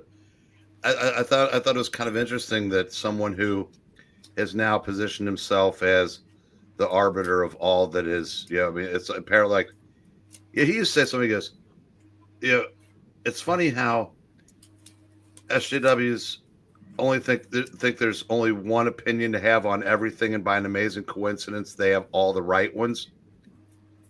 That's kind of what Zach has become. He has been very much, my opinion is right, yours is wrong. Yeah, but like I said, and I have no problem with him attacking, but be consistent. When you're calling out things that you haven't consumed, then how's that any different than what Critical Drinker does? Yep. Yeah. Have you heard some 50-50 negative about Superman's new outfit? Some have said not tight enough, too baggy, looks like CW Kmart party set. Well, okay, first of all, how do you like it? I mean, that's going to be you. It looks fine to me. In all honesty, plus, I am not going to make any kind of full assessment about a movie based on a teaser trailer. A teaser trailer is exactly that. It's we didn't get a storyline. We didn't get anything. And I think it's weird that people are making 100% full-on assessments based on a teaser trailer. Well, teaser trailer, there were some happy moments, but there's also like the idea that where he's on the ground, like injured. So like I just hope it did sound like a roller coaster, like bipolar, like but yeah, or not too dark, because the whole thing we want Christopher Reeve, Superman. The also you and I got hope- to understand. Let me finish my thought, or my original thought, and also you have to understand that bitching and complaining and hating on pop culture has become very lucrative. When you have the biggest of them all standing up and saying it was acted well, it looked great, the soundtrack was wonderful, this was awesome, and I am in hell. Take that how you will. I mean, I know how I took it. Yeah, okay. You need to play up to your audience, and what you're getting is not a sincere assessment of a movie. If somebody's like, "This was great, one of the best things I've ever seen," no, I'm putting words in his mouth. One of the best things I've ever seen. I am in hell. No, I'm We sorry. talked about that. I mean, if I watched My Left Foot, that would be exactly what I would say about it. But you're not. I agree with you. Schindler's List can rip you open, but it is incredibly well made. It's a great movie that can rip you open. I understand there are films that are designed to do that. No, I realize he does that as a matter of he does that a lot now. But I'm saying I can understand how somebody. To me, I actually have less of a problem with somebody that can point out that something is good, but I hated it because it's so not for me. Now, if that were a standalone, nobody bats an eye. But since that's kind of how he's kept his brand going, I can see that's exactly it. Yeah, we get that. It's so what do you think will happen these channels if we actually turn around, Hollywood actually turns around and actually starts putting out banger movies, good movies again, gets rid of this woke nonsense? I'm not saying they will, but if they did, channels like Neurotic and a few other ones, they're basically talking about all the bad films. Will they become shill channels for all the good stuff that's out? Nope. Or do you think they'll still find something to complain about? I think they would. I think they would find something to complain about. Yeah, I actually, the Superman trailer, I had a couple things that kind of annoyed me. One was Clark's hair. Yes. It's a Brillo pad on top of his head. We noticed in the new issue Superman. Yeah, they're doing it in the they're copying the movie now. But and the other one is, Lois Lane is, I think that she should be, one of the main things about her is she is a hot woman. Mm-hmm. And Rachel, I always forget her last name. Dolezal? No, I always want to say Dolezal, but that's not. It's Brosnahan, who's a beautiful woman. But the scene that I saw, where she's flying with Superman, we're like holding each other like up in the air. Yeah, and she looks like she's no Erica Durant. She looks like an Earth girl, like one of those Earth chicks. You said like Birkenstocks and bell bottom. I said, lean into the hotness. Have the guts to give male fans. So, Erica Durant was probably the last Lois Lane. She had the girl next door. Leaned into the fact that Lois Lane is supposed to be a sexy woman, in addition to being uber capable. Yeah. Well, I wouldn't say Margot Kidder was no hot. And Amy Adams was just a redhead. It was like a weird casting for Lois Lane. Look, Lois, Superman came about at a time when fashion was so hideous you couldn't tell who the good-looking women were. Yeah, it's also black and white, so it hid all the flaws. 1978. No, I'm talking about the early serial books. But I said, maybe that's a sexist gripe, but no, I hear you. It's like, yeah, she was hot, Eric, but she didn't have Emma Frost. She didn't play Lois hot. She played her kind of frumpy. But if you're gonna have say Vampirella, don't give me a boy in a tank top, and this looks frumpy like a lesbian. Like, she's supposed to be a sex appeal. A lot of these characters are designed for sex appeal. They've always been like, whether they're supposed to be beautiful women, and it's the point where it's like, I understand they want to have a good actress. Like when it came to Superman and Lois, in the beginning, I kept saying like, "Wow, Lois she looks like Skeletor." Like, actress is not that pretty.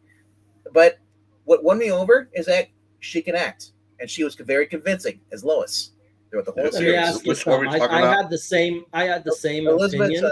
Tulloch or something. Oh, yeah. But let me ask you something. Did she become prettier over the course of the series? She did. To me I too. noticed- I think it's because she nailed the role. Okay, now I would say though, I've never found that woman attractive, and even when because she was on Grimm for years. Yeah, I know. But she was also playing a middle-aged Lois Lane with 2 teenage sons. Exactly.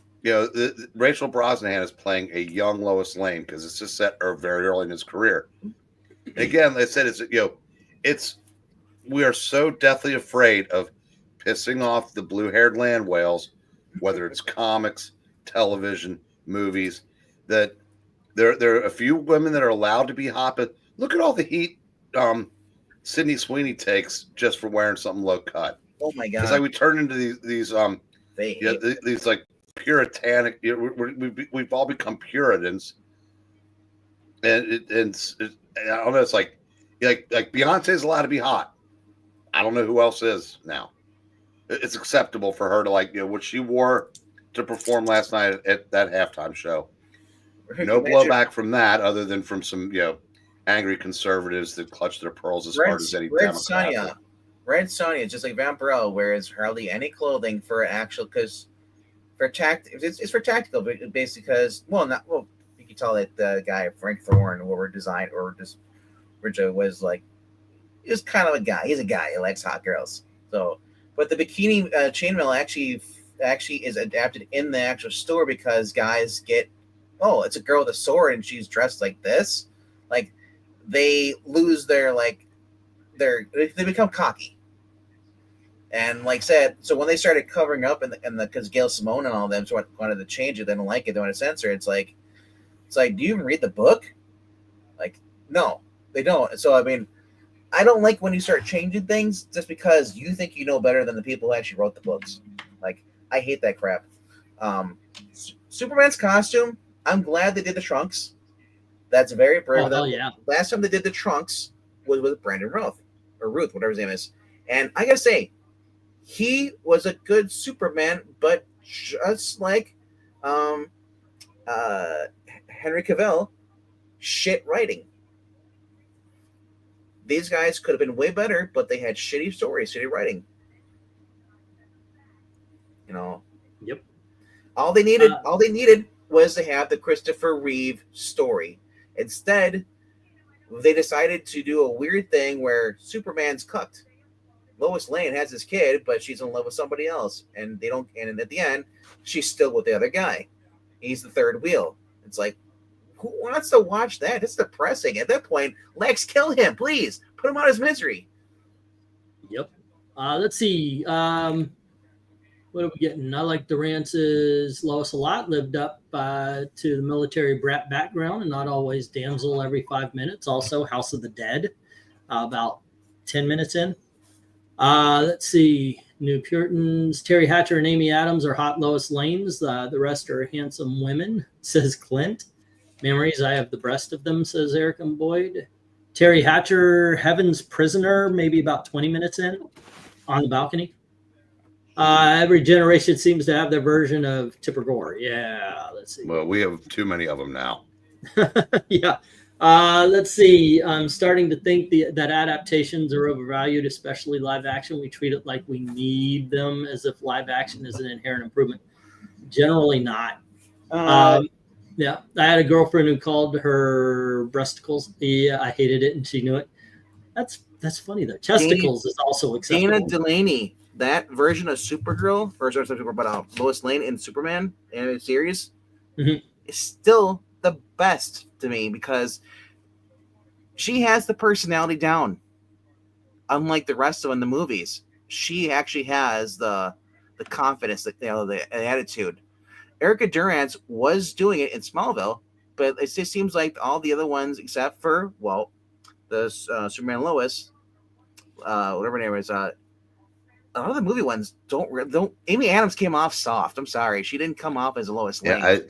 Yeah, the Lois Lane from the cartoon, especially like the Death of Superman.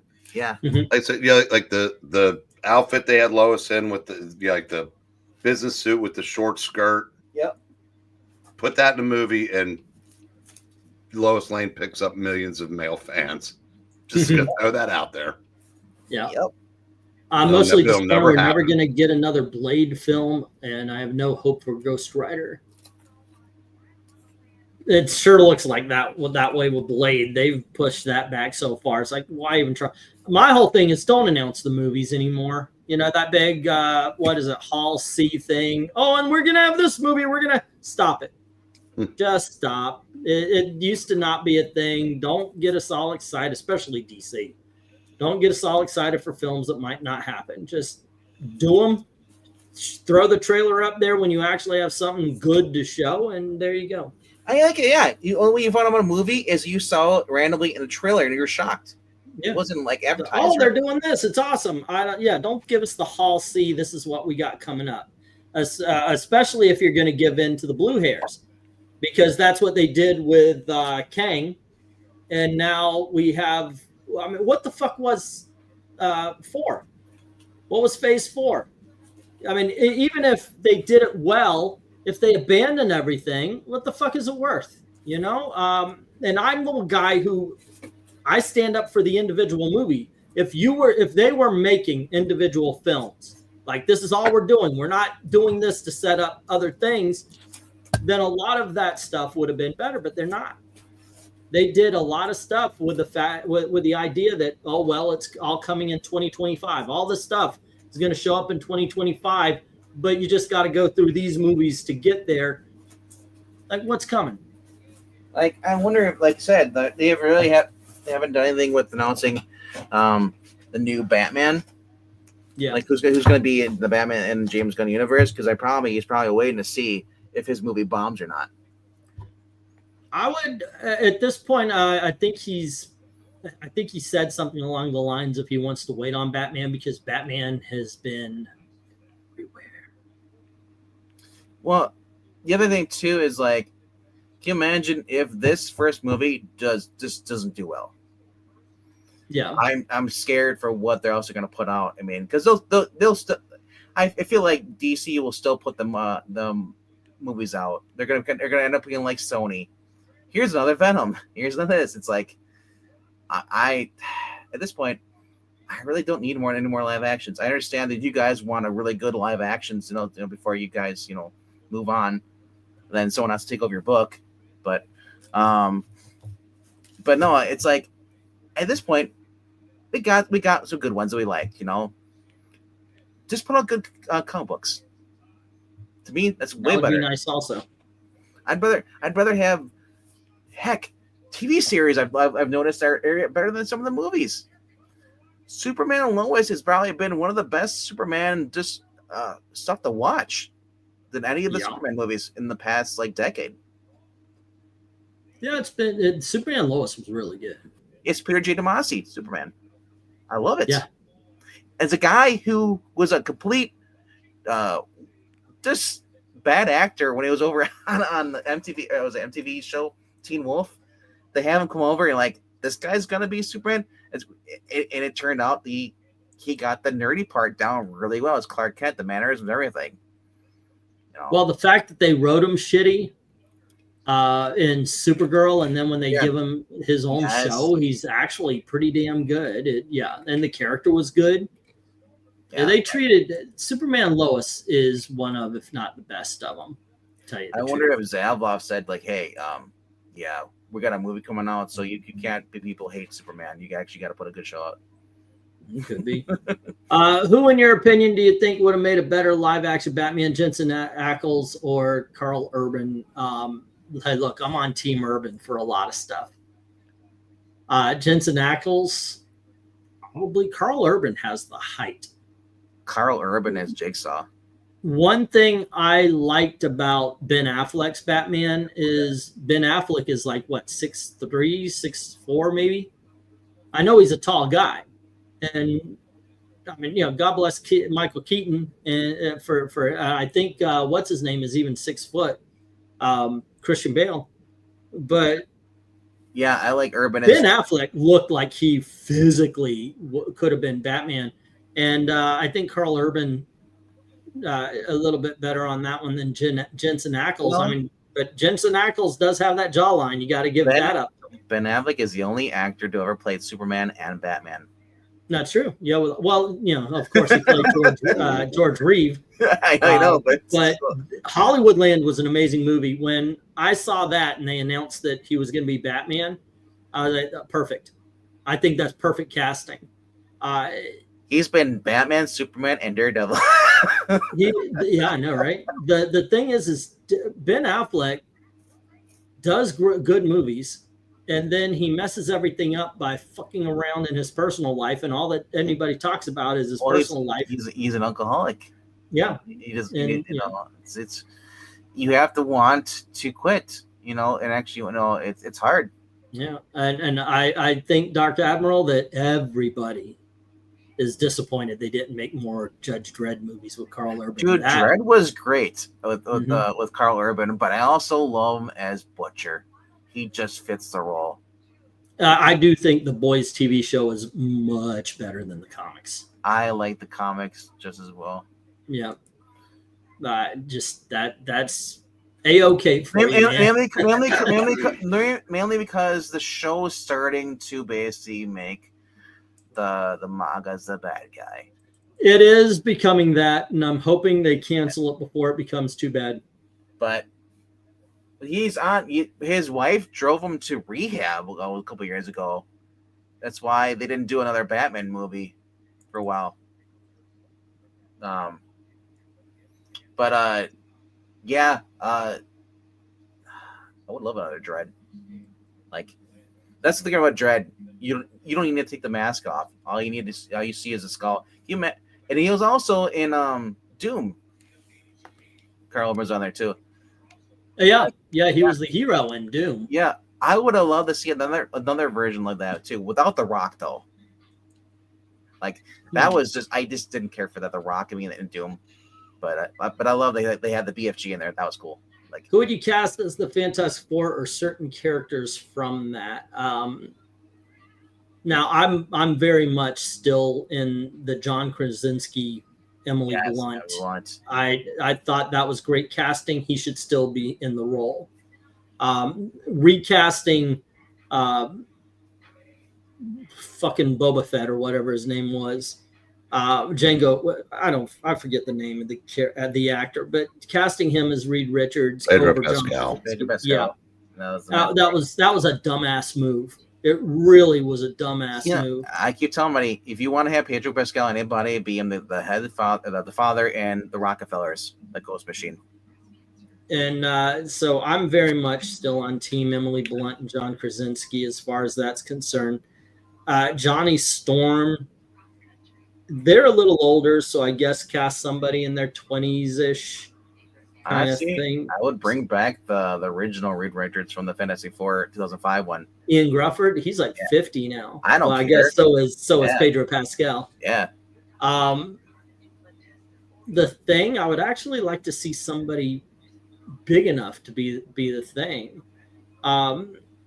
Get big cast. You know who I think actually would be good? And I know he's everybody's talking about maybe Lobo. I actually think what's his name? Aquaman could do the Thing. Do Ben Grimm before and after. The guy is the guy who's playing Johnny. Is that Eddie from Stranger Things? Is it? I think so. I don't know the actor's name, so they looked like him. I mean, dude, are there any Jewish men that are big enough to be a Ben Grimm kind of football player style Big Grimm? Is there an actual Jewish actor that's big enough? You know what I want? Kosher Mafia as a TV show. Oh, okay. That's what I want. Urban was also in Riddick 2. He was pretty good. Yeah, I remember that one. Dan DeVito as the Mole Man is perfect. Tandy Newton was in Riddick 2, and that's or you get Gary Oldman as the Mole Man. Mm-hmm. Bill Goldberg. There you go. I could play Mole Man. That Danny DeVito as Mole Man would work. He would work. Yeah. Oh, they better hurry. Yeah, he is old. Yeah.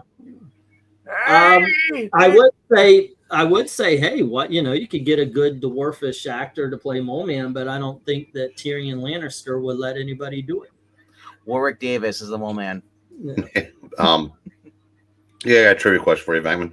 Yeah. What movie features Spider-Man and Iron Man in bed together? Oh my gosh. Oh, That's open to anybody. that was a trailer, wasn't it? And that was in Tropic Thunder. No. They were the trailer for them. They were like gay lovers in the movie. No, they're not playing Iron Man, Spider-Man, obviously. No. But they're playing in the trailer. One of the trailers in Tropic Thunder. It was Tobey Maguire and Robert Downey Jr. Well, it was taken from, I'm sure, from this movie where it actually happened. Oh, I wouldn't know. So Tropic Thunder is all I've ever seen them. Those two actors.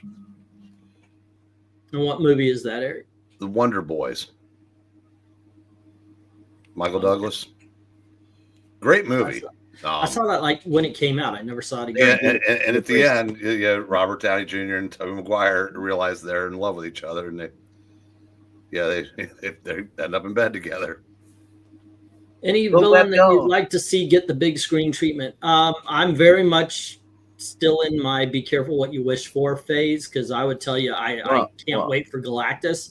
But I think when Galactus comes in, played by Selma Hayek, it's yeah. You know what's going to happen? Who they say is playing it right now, I full on expect them to come in. I want the Sony Galactus movie where he becomes an anti-hero and fights another Galactus.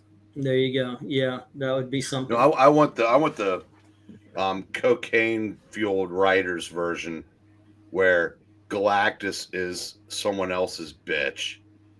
Oh yeah. Oh, you mean Mark Waid's run? No. The Marvel writer that was Donny Cates. Donny Cates. Well, yeah. Okay, there you go. He's a yeah. Oh my god. I mean, it's not any different than Polka Dot Man seeing his mom is a giant kaiju. It's stupid.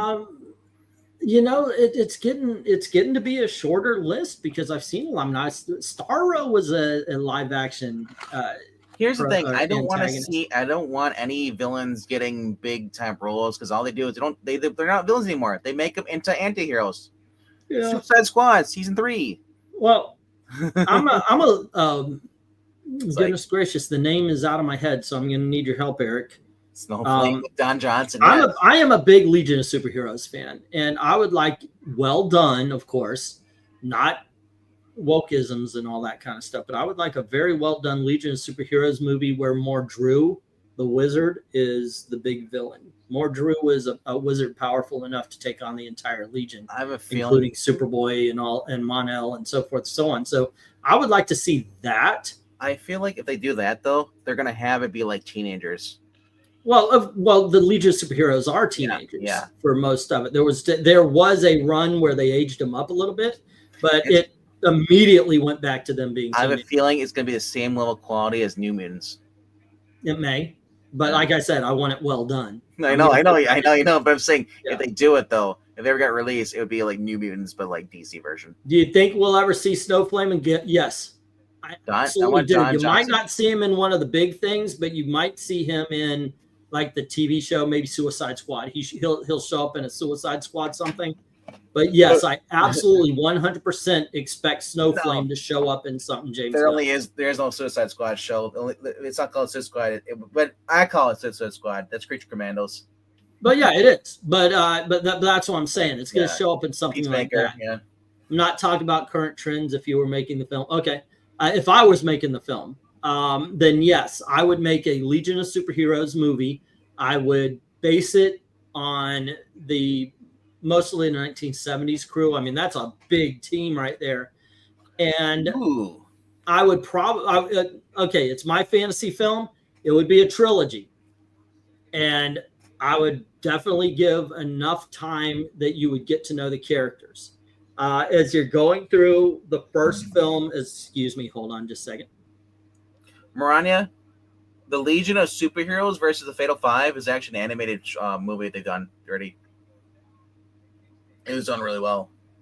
They did it as a story of the same art style and continuation of the Justice League cartoon series in the 2000s. Yeah, I would definitely want that kind of thing. Like the first movie, we would learn about the original Legion of Superheroes members, whatever. Are we going with Andromeda? Are we going with Supergirl? Whichever ones we could use, of course. Um, and then as we're going through, like each movie would focus the characterization moments on different legions. So by the third one, you have the big battle. So it would absolutely form kind of like Crisis on Infinite Earths. In all honesty, the way they did it was focused on some characters, so you got to know them all the while, telling the whole story. Dawnstar is absolutely in it. Yeah, Dawnstar will be a guy. I don't know. I would have to go through and find out who would be Dawnstar, because the woman, like I looked at her and thought, wow, she could play Dawnstar when I saw The Mummy Returns. And you see Anak Sumanum, what's her name? The woman who played that. I thought, well, that's Dawnstar right there. But now she's like 40, 50 years old, so you want to go a little bit younger. Hey, maybe cast an unknown, but Dawnstar would absolutely have to be jaw dropping. Shadow Lass, also Phantom Girl in those 1970s bell bottoms. Hell's yeah. Eric, I got an idea for the best movie ever adapted, from a comic book. What? Herbie the Fat Fury. Oh, absolutely. It's a necessity. I agree, but who would you get to direct, and who would you get to? I know that Ingleton, you have a part in there. You star in there as Cleopatra. Oh. Green dress. Okay, you're actually on one of the covers. I know. That would be cool. Eric has a book. Yeah, I don't know enough about modern day directors to know who I would want to see make that, but John Krasinski's been a good director. So yeah, can he do comedy though? That would be something. Can he do comedy? Like a Judd Apatow would be would be a good choice. Yeah. So who'd win, the Blob or Bouncing Boy? Oh, goodness gracious. If he could catch him, the Blob, because he's stronger, but you can't move the Blob, so that's Blob wins. Well, the Blob would just eat him, and he'd be nothing left of him. I watched that movie, The Blob. The thing about Bouncing Boy is he builds up speed as he bounces. The more he does, the more speed he gets, the powerful his hits are. But as Eric said, if you can't move the guy. If I could make a DC movie, I would make a period piece around Wildcat in the same dramatic sense as The Wrestler. That would be kind of cool. Guy Ritchie doing a Hitman movie. Hold on, you got Wildcat, right? I don't know if I would do a period piece. Well, I would, but it would be 1970s. He's a 1940s hero in his prime. Great fighter, great boxer. He's older. It's almost like a death wish kind of thing. He noticed the neighborhood's going to shit, and it's people are in trouble, so he decides to break out the Wildcat outfit one last time. Problem is now it's beyond boxing. It's all sorts of fighting styles. He's tried to keep up, but he's much slower than a lot of people who come up, and so now he's really got to rely on a lot of his strength of will, as well as whatever skill he has to compete. And just like in The Wrestler, I think he dies. And honestly, even though we say that we're sick of seeing him and everything, I can't imagine anybody better suited to play that role than Josh Brolin. That's and then the Netflix version, he can be played by the chick from Black Panther. So what I want to see, if you want to do a period piece, do it in the 1970s. You get Luke Cage and Iron Fist with the Daughters of the Dragon. Hold on just a second. And then you could have a cameo of the Tiger, or the Sons of the Tiger. And you do it like the style of Kill Bill. Here's my Wildcat. Stephen Lang. I think he would be really good as Wildcat. This is him from Avatar. He's a pretty big boy. Yeah. How old is he now? Now, I mean, he's 12 years later than whatever Avatar was. But hold on, let me check that out. But I think Stephen Lang would be my choice of Wildcats. He might be Starman or something, or another different one, you know. Let me see. IMDb, Stephen Lang. And he was born in 1952. Holy shit, that guy, he's up there, 72. Isn't he? Yeah, he's 72, which actually would be age appropriate for the character I'm talking about. Yeah, you probably couldn't get a 72-year-old. That's probably way too many. Probably a lot of stuff he wouldn't be able to do at that age. Yeah, we might have to CGI a younger body. With, Theo Dragon, Thunderdome is never coming back because no one wants to play it. Okay, so yeah, here you go. But okay, for those of you who do not know what he's talking about, we used to do kind of like a game show where we would get two people and they would debate certain topics. And we would have people listening in and judging and which one we thought would win. It went for 2 seasons. And yeah, it went for it was fun. It was a lot of fun. Well, it's because that was before everybody hated everything and people were still reading comic books back then. So it just seems like as much more people were more into just being nerds back then. Nowadays, people are just kind of like, yeah, I don't read comic books anymore, and like, or they don't, and they've lost like their mojo, in a sense. I've noticed that where people are just kind of like, compared to they were in 2016, when people were just everything was all brand new exciting stuff. I think people are just kind of like just put off now by that kind of stuff, and the people who were doing it aren't even really in part of the channel anymore.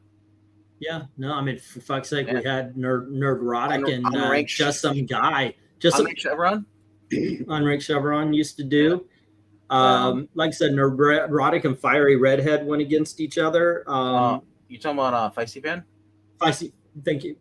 Yeah. Fiery Redhead, that could be anybody. Yeah, just some guy was in on it. Comics Division? We had Comics Division and Captain Frugal and Weaponized Nerd Rage. Dalton was on there too, and yeah.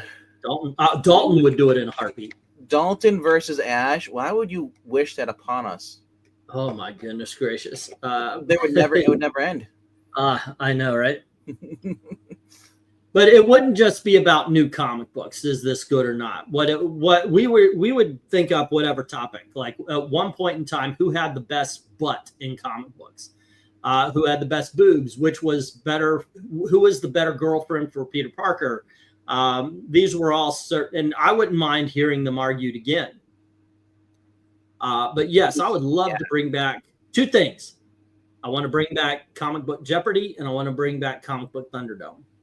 Those were a hell of a lot of fun, and it kind of is what defines this channel, is the fact that I like the fact that we can include the audience in a lot of stuff. Let's see. I always was a fan of Stephen Lang, would make a great Deathstroke. I thought they should have made him Cable. I think you're right about Deathstroke. Clint is saying Old Man Wildcat. Sure. Lang is good choice. I was aiming for a 20 to 30-year-old to play the young Wildcat. Lang would be a great choice to train. Here's a good way to get chat involved. You saw that spinner, right? The wheel, the wheel spinner?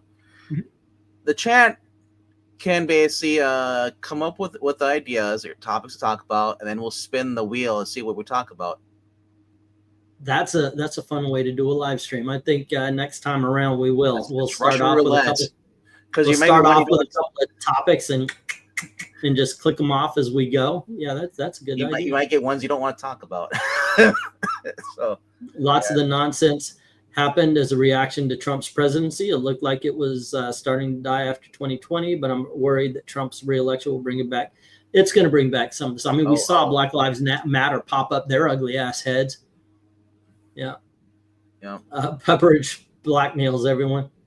I bet Dalton versus Ash would be epic in Thunderdome. Well, they would have to follow the rules, and it would be what it was you go for 2 minutes, you go for 2 minutes.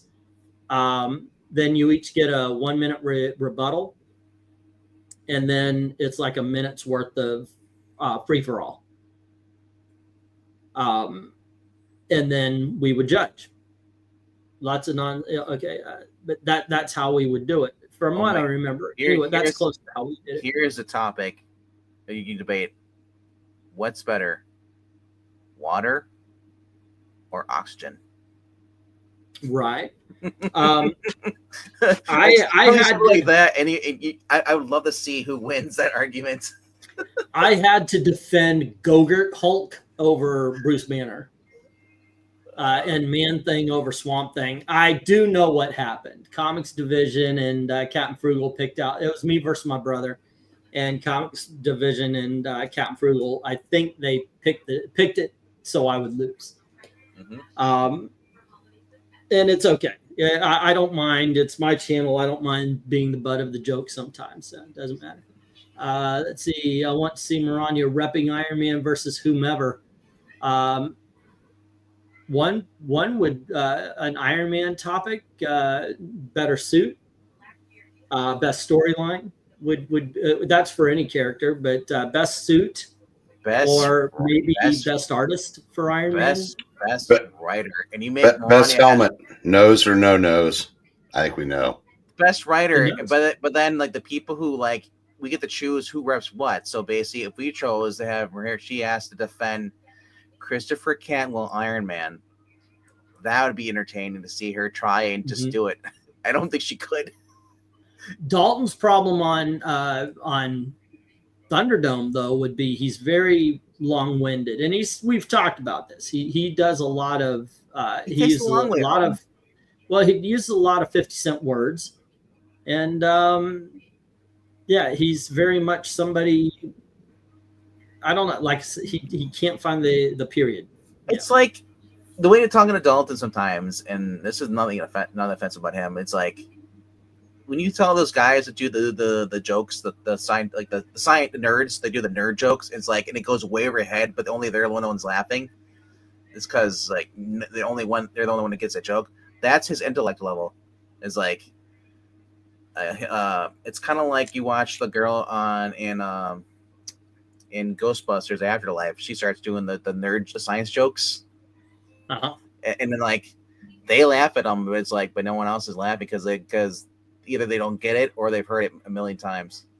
Well, what I would do is when prepping for comic book Thunderdome, I would know what the wheelhouses were. Yeah. So you at least have a working knowledge. And then the thing is too, if you're doing comic Thunderdome, you use a spinner wheel so it spins to see what the topic's going to be. And you get this. That's a great idea because you never you never wanted to go up against Maranya in an Iron Man. You don't. But you could.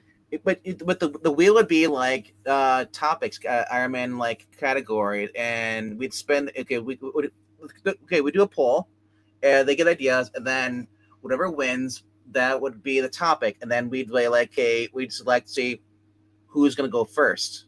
And who they're going to defend and be on the wheel. Well, also, if I remember correctly, it was who could give a better argument for whatever their position. I want you spin the wheel, and that tells you let's say Maranya contestant, and we're going to pick the wheel from Maranya, and see on the other side which argument if she's defending Cantwell Iron Man or against it.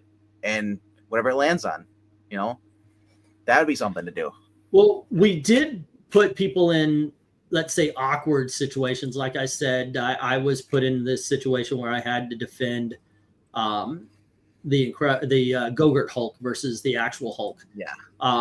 And you can do which one was better. Was it which artist was better, which version was better, and you can put Cantwell as one of the choices, and somebody else equally as bad as one of the choices. Excuse me. Mm-hmm. Every time he goes off camera and does that, he's probably just letting one rip. But so that's in your guy's mind now. Every time he turns the camera off, mutes, he's probably farting really bad. Sneezing. Probably coughing or sneezing. Yeah, I'm sneezing. I know, but I'm getting sick right now. I'm getting sick. Gail's been sick the last few days. It's my turn, I think. So I turn everything off to go into a sneezing phase. But if you could entertain the troops for just a touch, I do need to hit the head. I'll be right back. Yeah, sure. But yeah, it's just like nobody wants to play the game, so it kind of just went away. Last time, same with Jeopardy. It was always the same 3 people or 2 people, wherever they want to play, and just like So, but here's something you guys should be aware of. Breen wants to do more cover rankings. Yeah, that's something I never would have thought I'd hear. Breen's like, I want to spend more time with Aaron.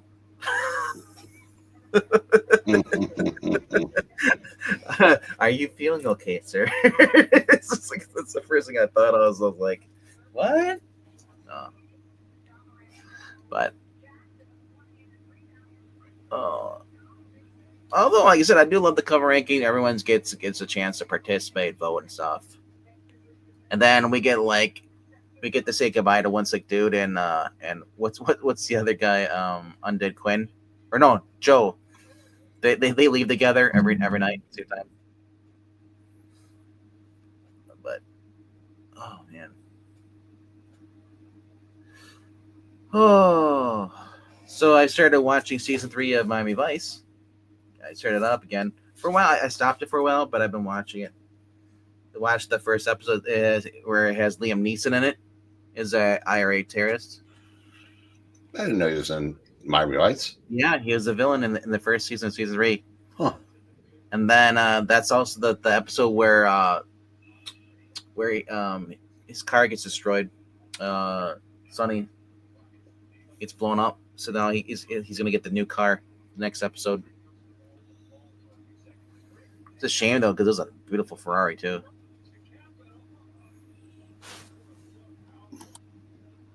Mm-hmm. Mm-hmm. Oh man. Oh. Trying to think what else to talk about. Yeah, I've kind of run out of topics. I'm kind of waking up a little bit. Yeah. I was nodding off when you guys were like, "This is what I got for Christmas." I'm like, "Oh, I don't hide. I'm if I'm farting on camera, I'll just go. I don't. I love it when you watch the anchor. You'll watch the news report. You'll see the anchor. You can tell the dude just totally farted in the studio. Oh well, apparently, I mean, you think I'm turning off the camera? You guys haven't noticed I've done this about. I don't give a. I mean, we all know you don't wear pants. That is correct. Yes, I am not wearing pants right now. Yeah, I'm wearing shorts. That is true. Let's see. So, Maranya, I guess we could say you just can't do it. Okay. Because you can't defend Cantwell. Right. But okay. But that's what makes it good, though. Like I said, like if it's something like that, like you want E defending Howard the Duck sleeping with Darcy. Like apparently that's a new thing too. They was showing for the new What If season 3 that Darcy, if it's I don't know if it's true or not, but it's a rumor. They're showing a panel or pages or screenshots. From Darcy, Thor? From Darcy Lewis, from Thor, Kat Dennings' character in the new What If, like season 3, I guess, or whatever. Apparently, her and Howard the Duck have a kid together. So they completely figured, okay, screw it, we're not going to bring in the characters from Howard. But I don't know. I don't know if it's a meme or if it actually is real. That's what's disturbing about Marvel these days. I am not. I'm not excited to see more What If. I saw the first season, so. Yeah, there's 2 more seasons, huh? Yeah. Tubi's coming DC and Power Ranger Hub and Kamen Rider, bro. There's a lot of Tubi's got a lot of cool stuff on there. Right.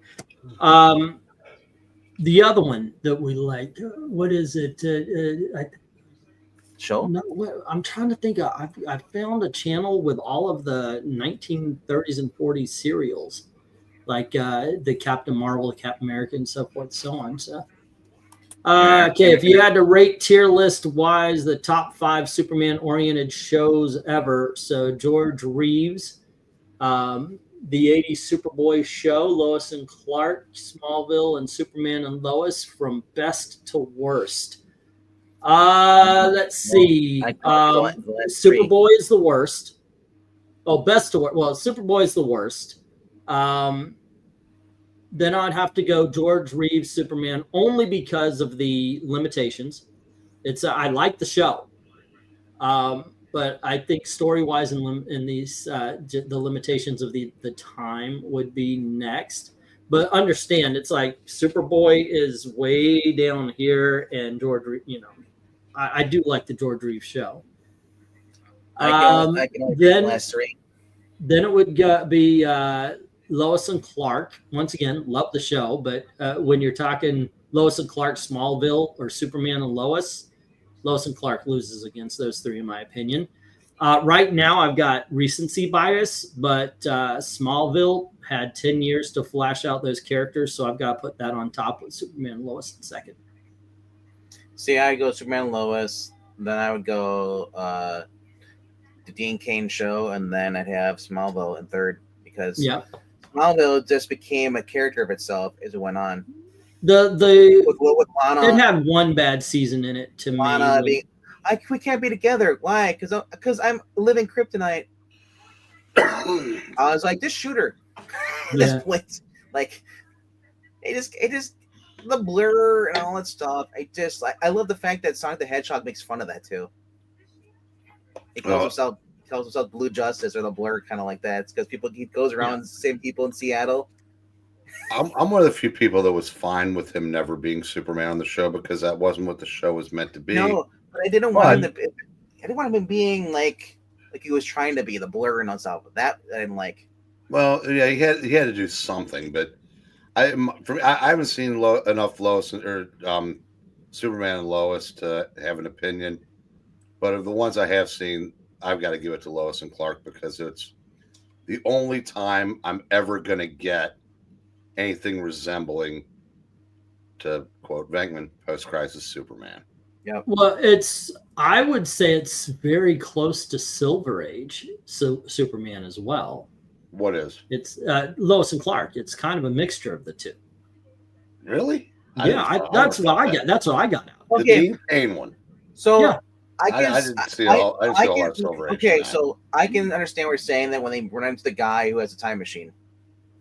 I thought it was just kind of the silly fun sort of thing that you would get out of Silver. Final season, Clark wasn't a dork, loser, and that's what I liked about it. And I hated that. That's what Jeff Johns and Mark Waid worked so hard to undo. Okay.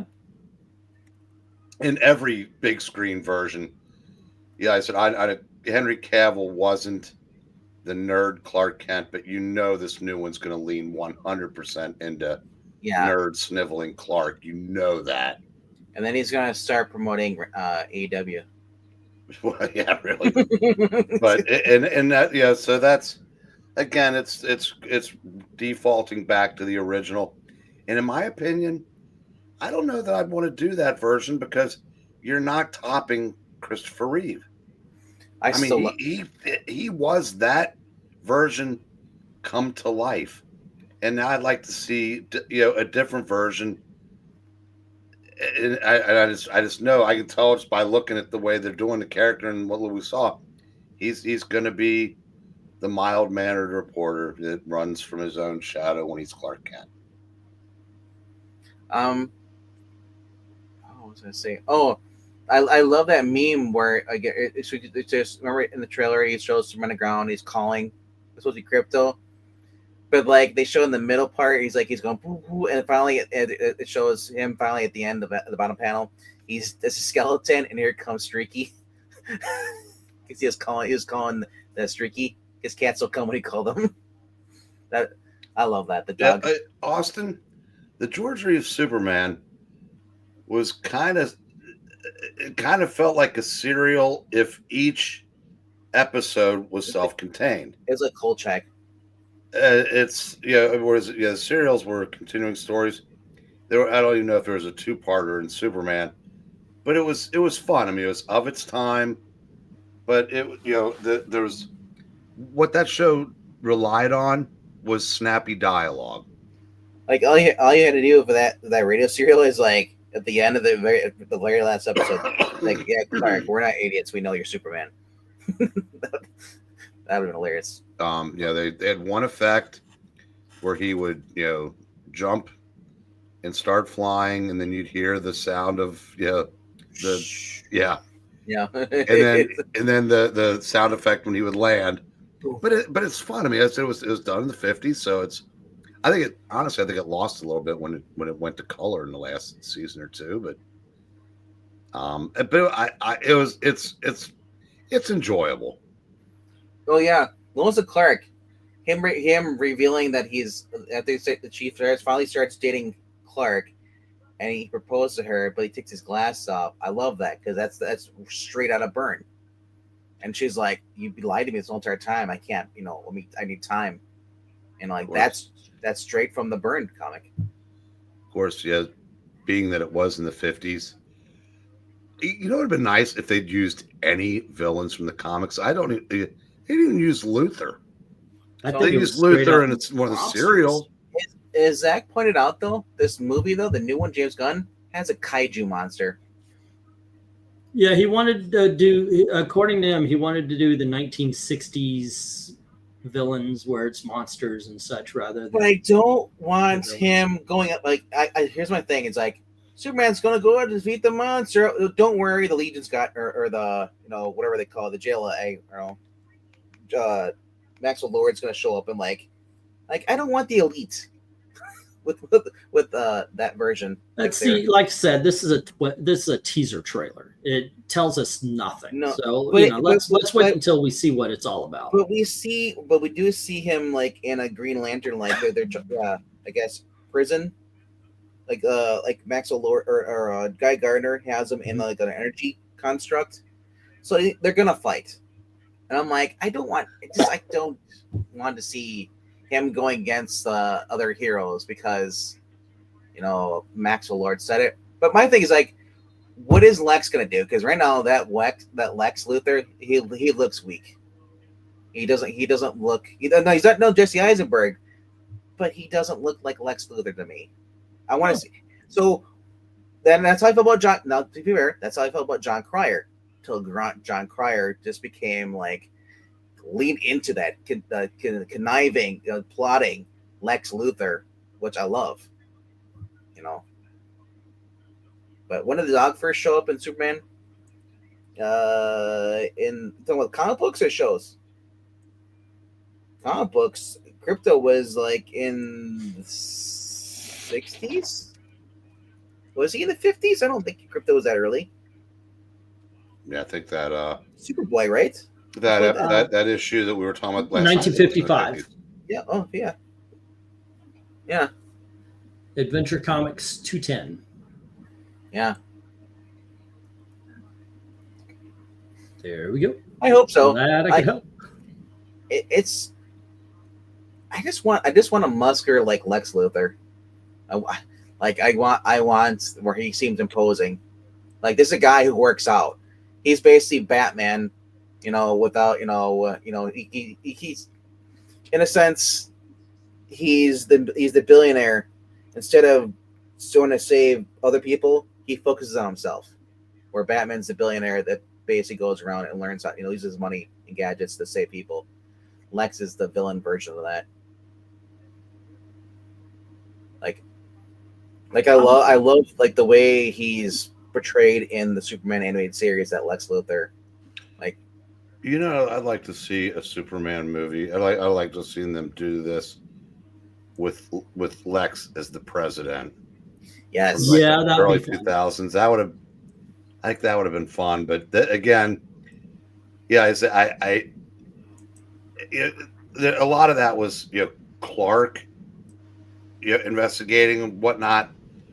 And I want a cooler Clark than we're ever going to get in these movies, because like I said, it's just gonna when you make it's like if you make certain characters, you make them the way normies perceive them.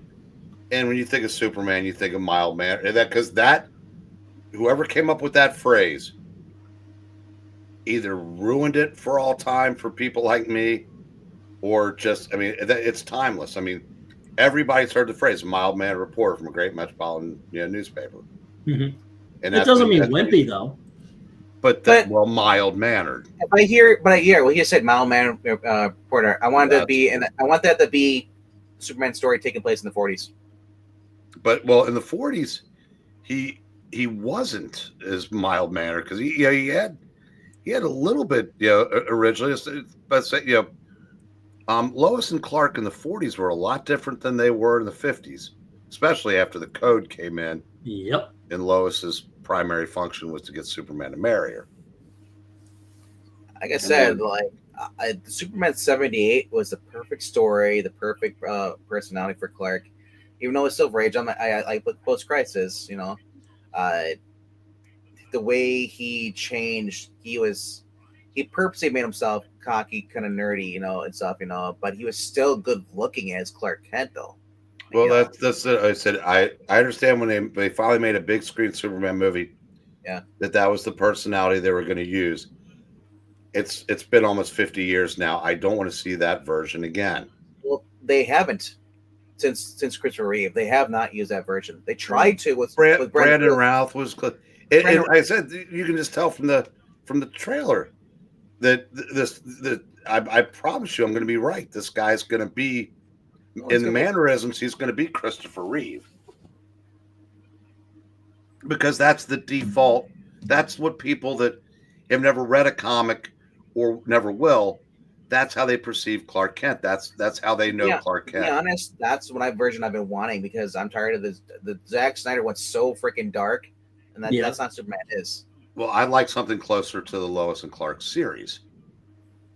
Where where Clark Kent is cool and not the one everybody makes fun of, and because I said I'm sorry, you can't hide that physique under a suit. I don't care how much you slouch, and he's a good looking guy, so it's like it's in real life that'd be a tough sell. So you want the Tobey Maguire version of Spider-Man? No, you're completely no 180 what I'm saying.